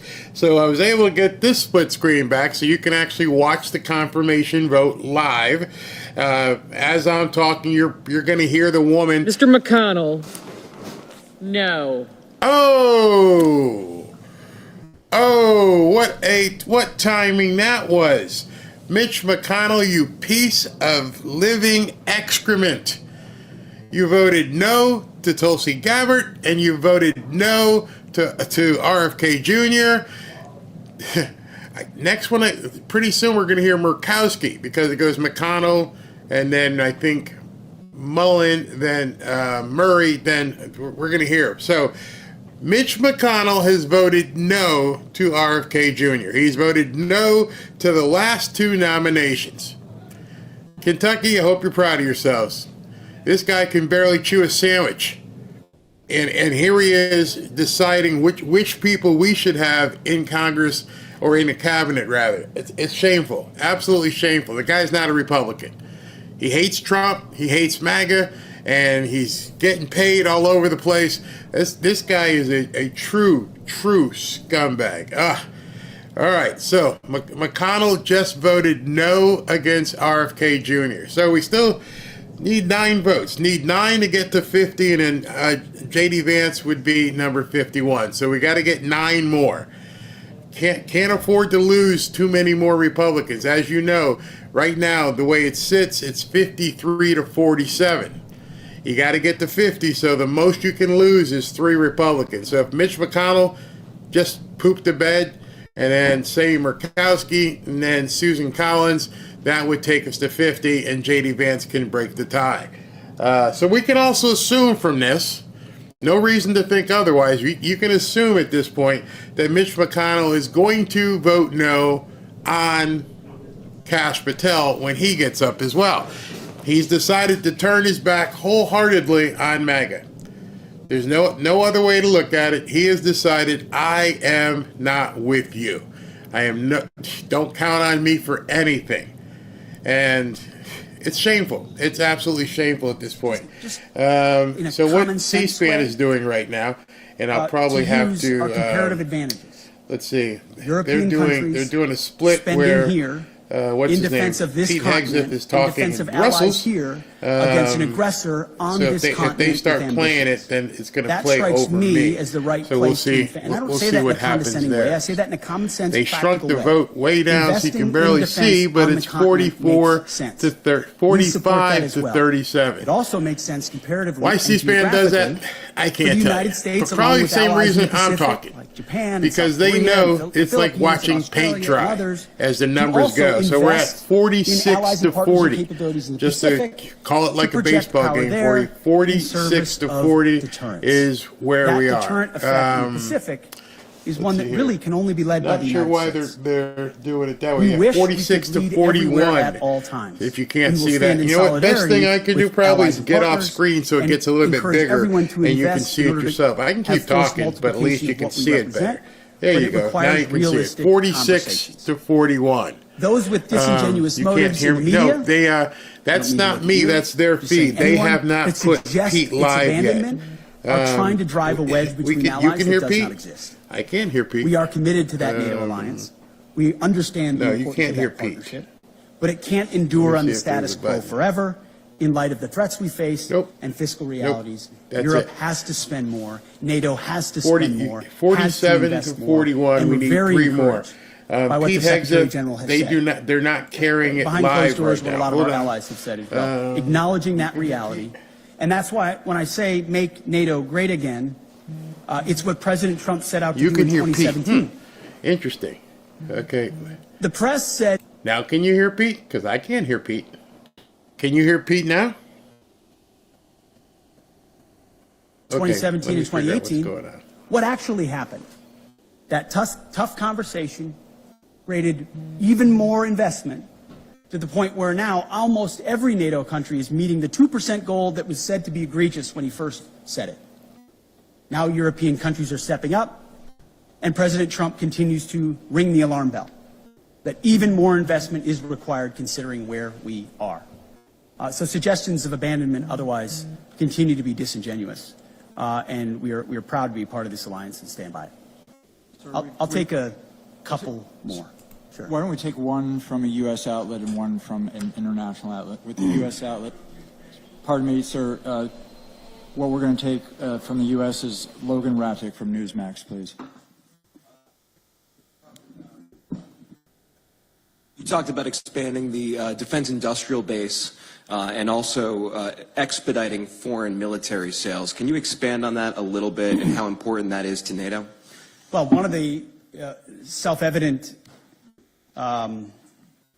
conclusions of the war in Ukraine was the underinvestment that both the European continent and America has had, unfortunately, in the defense industrial base. The ability to produce munitions, emerging technologies, rapidly and field them, was a blind spot exposed through the aggression against Ukraine.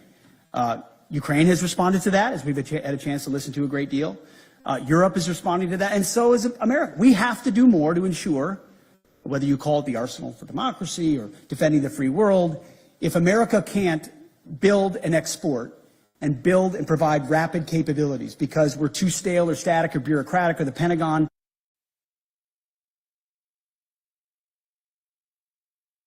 deep and dramatic reforms are coming at the Defense Department with the leadership of President Trump to ensure that we're investing robustly in our defense industrial base. A great example is shipbuilding.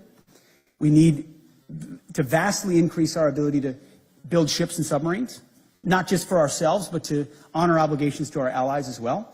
And we will do that. Foreign military sales is another thing I mentioned this morning with the Secretary General. We have, for a long time, been the country by, with, and through. All right, so I don't know how you're hearing Pete Hegseth, because I'm not hearing him. Hopefully you can hear me.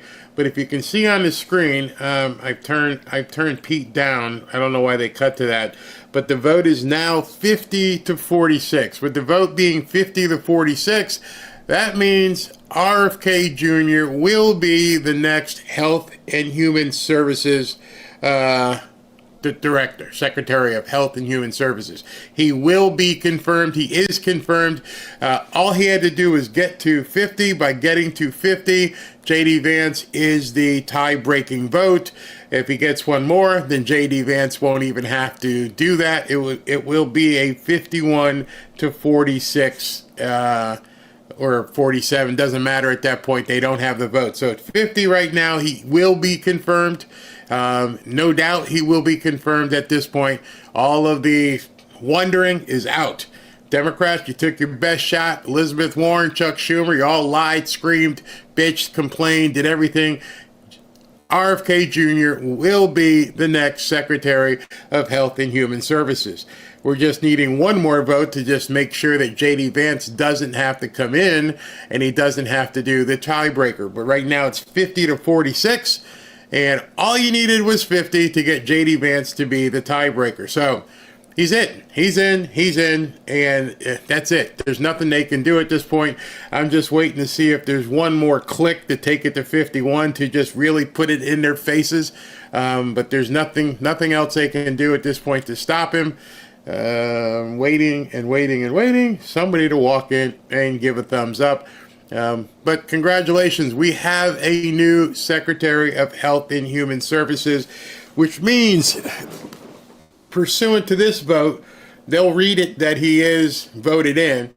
At which point, depending on if they have to wait for JD to come and make the tie-breaking vote, he will. If not, he'll be in, and then they'll swear him in probably sometime this afternoon. So, big day ahead. It is 11:19 right now. As soon as this vote is confirmed, I'm going to shut down. I got to get revamped and get ready for the 1 o'clock show, which is Trump's press conference and him signing executive orders. Knowing how President Trump has been, I'll be live at 1, but who knows, how long it'll take for him to get out there. It would be nice. It would be very nice at 1 o'clock if, when President Trump is signing executive orders and he's in the Oval Office and he's taking press conference questions, that the swearing in for RFK Jr. happens right there. That would be flipping awesome. So it's still 50-46. Big Pharma, yeah, your sphincter just tightened up real bad. Oh, and the media who so direly needs everything to happen. So he's done talking. They're waiting for one more vote. The media who requires 75% of their revenue is derived. Mr. Scott of Florida, aye. That's it. 51 won't even need J.D. Vance. Welch, no. So that's 51-47 right now. But our guy from Florida, Rick Scott, put him over the top. That's it. He's in. He is definitely in. RFK Jr. is the new Health and Human Services Secretary. What a day. What a day. Kash Patel gets moved into the final vote. There it is. You can see it on your screen. That's it. That's it. The best the Democrats can hope for is, 49 is the best they can get. I'm saying it again just so you guys mathematically know there's no way they can stop this at this point. It's a done deal. SB just said something. Yeah, if you got any Pfizer stock, you might want to dump it now. You might want to be calling your broker and going, Ixnay, sell it, Moderna, get rid of it all. Oh man, EJ Lilly, man, they are going to take it butt whooping. I mean, an absolute, these stocks for these pharmaceuticals is going to tank. So here's what I am going to predict. And it's based upon what we've just seen today. And in the Doge debacle hearing that was this morning, you are going to see a change in the way business is run. Almost immediately. This guy's going to be down, wherever he is, he's going to get sworn in today. And he'll be at work later on this afternoon. And if you thought Pam Bondi moved fast, you wait until what you see RFK Mrs. Jr. Shaheen, no. Okay, that's 51-48. That's Miss Shaheen in that purple sweater walking around. Imagine being a Democrat senator right now. Imagine being a Democrat in the House. You got nothing. You're being just the paving machine is just running you down. You're so irrelevant at this point. All you can do is stand up and protest, and nobody's listening. America's not even listening. Me personally, I'm not even showing any more videos of Jasmine Crockett. I may not even show much more videos of the media. You know why? They don't matter. Their irrelevance just amplified right now. They are not going to be able to continue doing the things that they are doing because they won't have the revenue. I can't imagine how many people in the media that we think are the common faces will no longer be there. You're not going to be able to afford to pay some of these people. Now, if some of them have contracts, you're going to have to buy them out or something, but they're done. They're literally spitting in the wind. Nobody cares what you have to say, because the biggest thing at this point is we are all racially agnostic. I don't care if you're black. I don't care if you're white. I don't care if you're Hispanic. We're all green. And our green right now is being stolen by the Democrats, and they can't get away from it.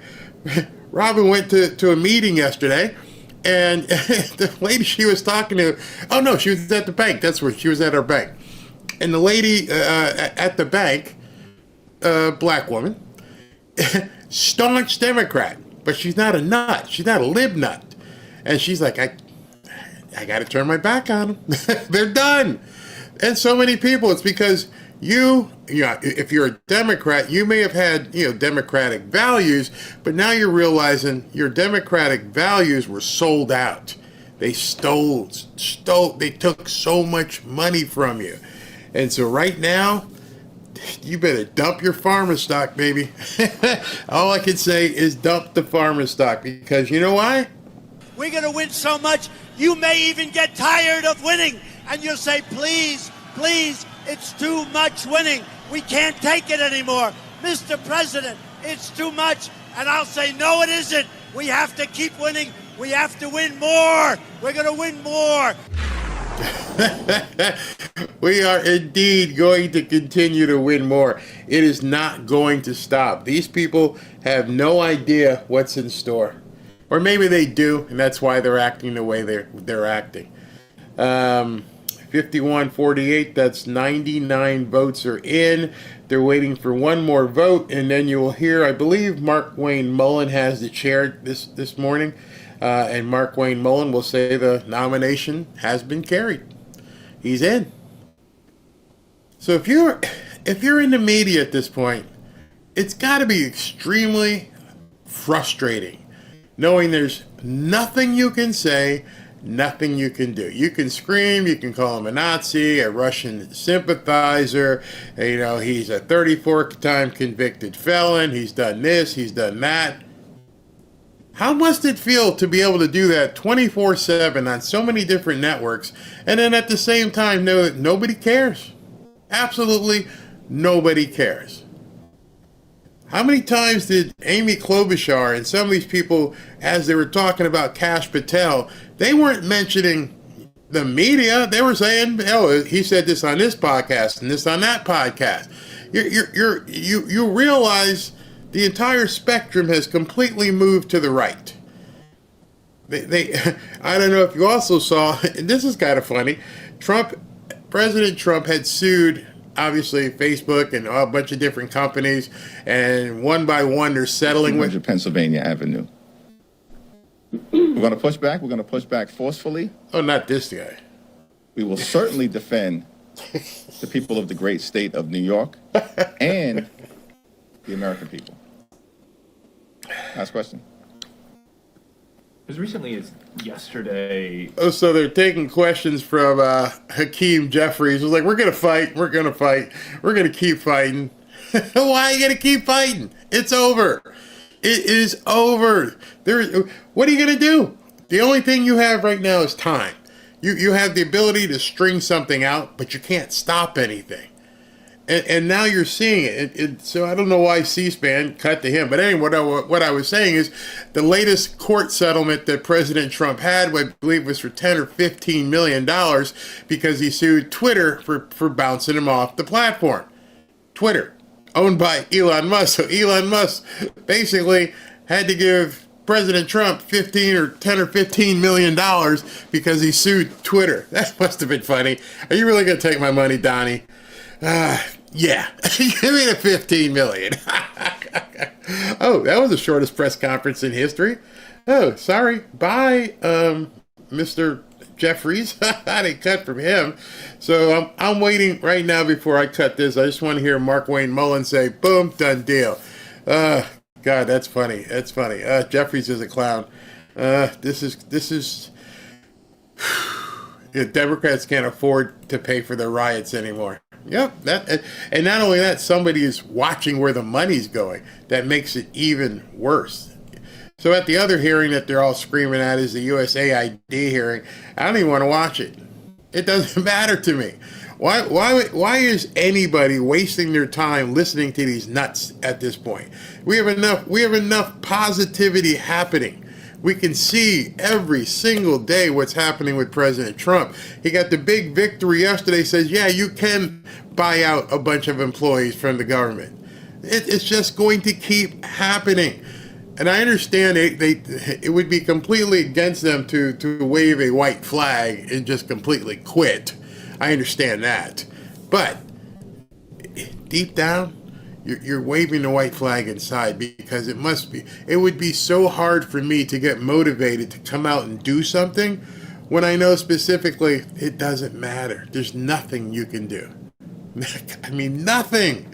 Not the media bitching, not the media doing all their crying and whining. When you see this one, this is the one that tells me. This is the one that tells me they're really, really, really in trouble. And when we do this next week sometime, and we see these numbers with Kash Patel, at that point, I think we're going to start seeing the fleet of Learjets just flying out of Washington. Because at that point, they're going to be looking for some way to save their butts. I said it yesterday, 1-800-SAVE-AN-ASS is what they're going to be having to dial up. Man. 51-48, who's the last holdout? I don't know. There's one more vote that somebody, more than likely, no, it's probably a Republican. I don't think there's been two Democrats. Let's see. But they're waiting for one more. That's 51-48, meaning there's been 99 votes cast, waiting for one more. So it's probably a Republican. Mr. Paul, aye. That's it. That was Rand Paul. Rand Paul made it 52-48. We have a confirmation. It's in. So Mark Wayne Mullen, I believe, is sitting in a chair. She's handing him the notification. I'll go full screen on this. You guys can see it. On this vote, the yeas are 52, the nays are 48. The confirmation is confirmed. Just number 4? Yeah, but just number 4. Under the previous order, the motion to reconsider is considered made and laid upon the table, and the President will be immediately notified of the Senate's action. Under the previous order, the cloture motion with respect to the Rollins nomination is withdrawn. The clerk will report the Rollins nomination. Department of Agriculture, Brooke Rollins of Texas to be Secretary. All right, so Question occurs on the nomination. They're getting ready to vote on Brooke Rollins as the Secretary of Agriculture, but right now, Robert F. Kennedy it's in the books. He'll get sworn in probably at 1 o'clock. I will, let me go ahead before I jump, see if there's any super chats I need to acknowledge. In the interim, because I'm going to be back at 1, I'm going to shut down and then I'll be back at 1. If you'd like to join us over in our X group, please do so. Go to fanfareshop.org/group. I got to change the graphic because we did just hit 15,000. 15,000 people are in our private X group. We'd love to have you. Love you to join. I don't know if I'll be going live tonight with everything that's happening, but so that means that maybe at the next show, depending how long it goes, we'll go ahead and give away a hoodie. So if you want to enter to win a hoodie, go to fanfareshop.org to win or enter to win a hoodie. Whew. This is amazing. Absolutely amazing. Stephen Anderson, it's coming out. Senators got money from Ukraine. It's all coming out. First, isn't Vance in Germany? I thought he was, so maybe he knew going in he had the votes. I mean, he wouldn't have flown off. He's going to Germany. I don't think he's there yet. Demon of Cybertron, Big Pharma is pooping their pants right now. Bernie Sanders is, because his money flow is going to stop. Oh, yeah. There's some serious stuff happening with gold. Serious stuff happening with gold. I'm going to have Kevin Demerit on real soon. L.S. Barry, you, Robin Asher, God sent us. I'm honored to have you bring me unbiased and honest reporting. Thank you very, very much. Karen, I don't recall. Guess Mr. Booker clearly doesn't recall Hillary Clinton's testimony about Benghazi. Bingo. Good point. Great point. Sherry Clam, thanks, Barry. One of my favorite sayings seems fitting today. We can't control the wind, but we can adjust our sails. Exactly. We can't make these people shut up, but we can just let them do what they need to do until they're absolutely done. Where am I? Everyone agree with me that RFK Jr. is confirmed in Jesus' name. Amen. Thanks, Darlene. Speaking of that, before I go to the next super chat, I want to tell you something. There's somebody who watches our channel a lot.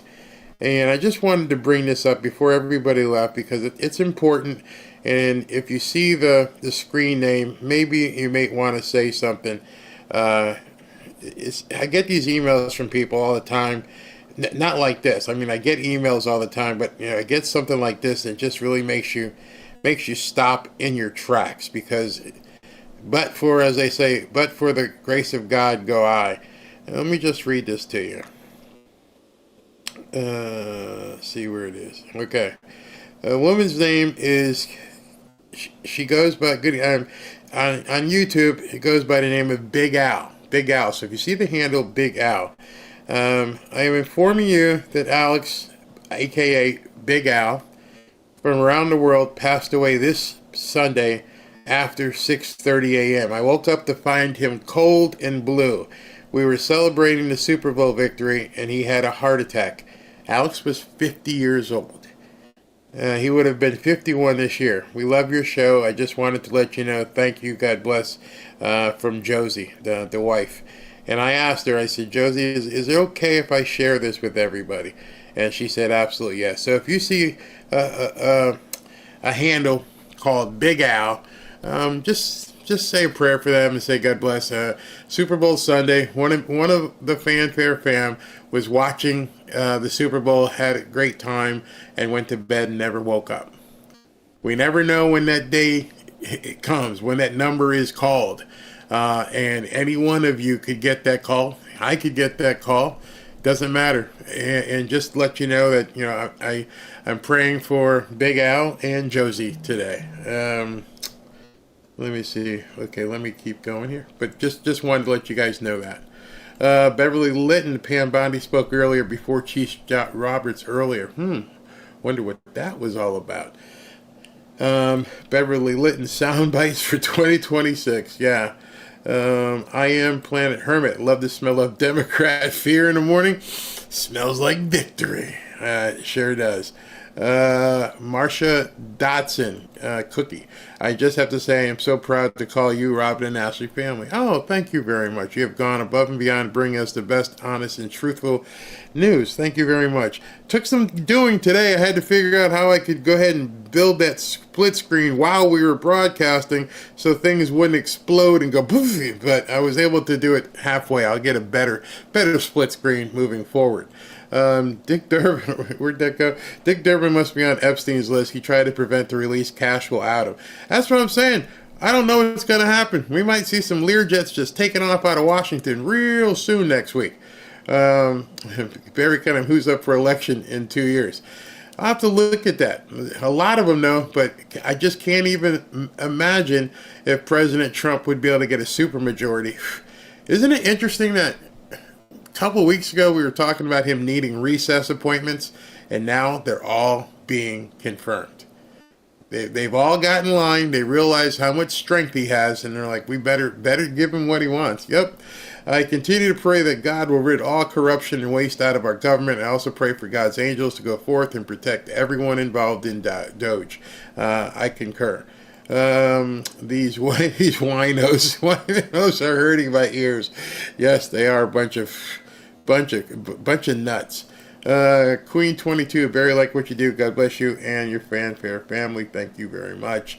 Hey Tommy, how's it going? Because we said it too. Cash retribution, vengeance is like cash. Remember what they did to you. God will share his vengeance with you. about to be some real. If you saw what Pam Bondi did yesterday, I can't even imagine what she's going to do when she has her top investigative group. The left is so afraid of Kash. Let fireworks begin. Yeah. Ashley, you just lost your power because of the storm. Is there a storm up there, or it just went out? Damian Canary. Seriously, these Democrats are socialists doing a Stalinist show trial. Yep, and I'm glad you guys can see through it. Fazul, thank you. Expat life. Every time I watch your intro and I see Rfkjr standing at the window, I say, yes, the Kennedys are back. Yeah, that's for sure. Hockey Gramps. Does this clown need glasses or not? Oh, Sheldon Whitehouse, because he keeps taking them on and off. Yeah, I don't. Come on, the crybaby sound one more time. That was 2 hours ago, but yeah, I played it. Bernetta Rivers, thank you. Barry, keep up the phenomenal work in your amazing team. Glory, the best is yet to come for you and your family. Thank you. Thank you very much. There's a lot of people you don't see. They don't want to come on camera. I've asked them, hey, you guys want to come on camera? No. They don't want to do it. Connie McGee, thank you. Come on, SB. They're calling you out. Ashley already said she won't go on camera, so either you or Roaring Rage or Beth, you guys want to get on camera? Let me know. Tommy Ratcliffe, as soon as Kash is confirmed, he should arrest Durbin. Yeah, only if they televise it. Only if we can actually see him walk into Durbin's office and say, I'm here for you. It's the FBI. I'm only here to help. I would love to see that. That would be so funny. People were talking about eggs earlier, and it's funny. I don't remember the last time I even had an egg. I mean, it may be in food when we go to the restaurants or something, but depending on what you buy or what you eat. But I haven't cooked an egg in I don't know how long. Don't even miss them.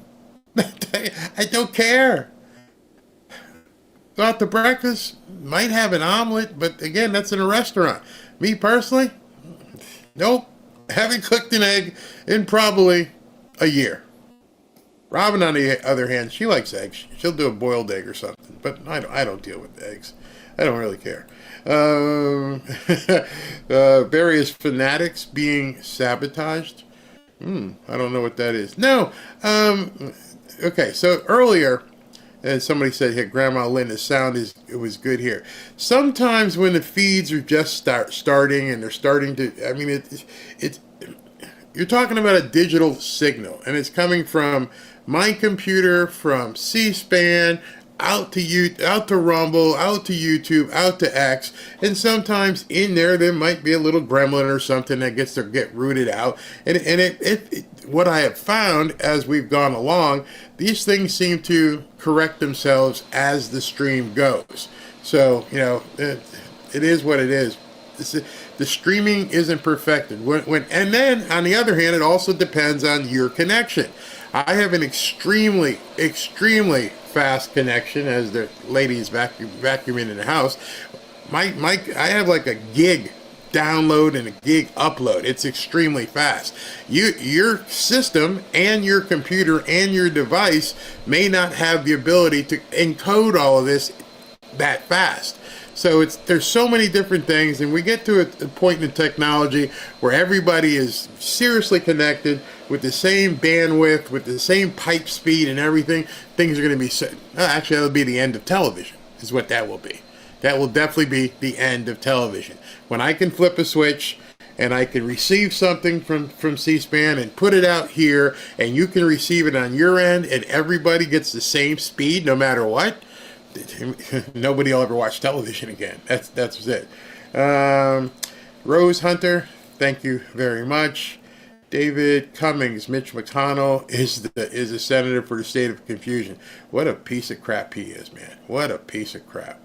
Karen C4, judge removes key legal hurdle for Trump to trim the federal workforce. Yep, that was last night, and it's funny how the traditional media is just coming up to it. Where's the elf? Talking about Fauci. I am MAGA Dragon Balls. Barry, can't wait for you to be inside the press room. Me too. Me too. Lexa R, thank you. Thanks for the info. I think I've caught up now. Let me just see that. Oh, okay. Yeah, I think I'm caught up. And, yep, I got everybody. All right, so everybody, thank you very much. Yesterday some people got kind of weirded out by the FAFO video, so I didn't play it at the beginning, but you know what? I'm going to play the FAFO video on our way out, so it gives you a chance. If it's too rocky for you, if you're not a headbanger, you can't deal with it, you might want to go now, and then we'll hit the FAFO. I'm not going to play the extended chat today because at this point, if I play the extended chat, it's going to take too long. And we have literally a little over an hour before President Trump comes out. So I've got to play here, clean up, reboot, and get everything done. SV says, had a nice super chat from Mama Bear 8085. It's her first super chat comment. So, Mama Bear 8085, thank you very much. All right, so we're getting ready to play it. We're going to play it instead of the normal outro. We're going to play the FAFO video. So if you have an issue, you don't like the hard rock music, it's a clean version. It's not the NC-17 one, which is really rocking. All right, see you guys at 1 o'clock. You ready for this? You ready for this? All right, here we go.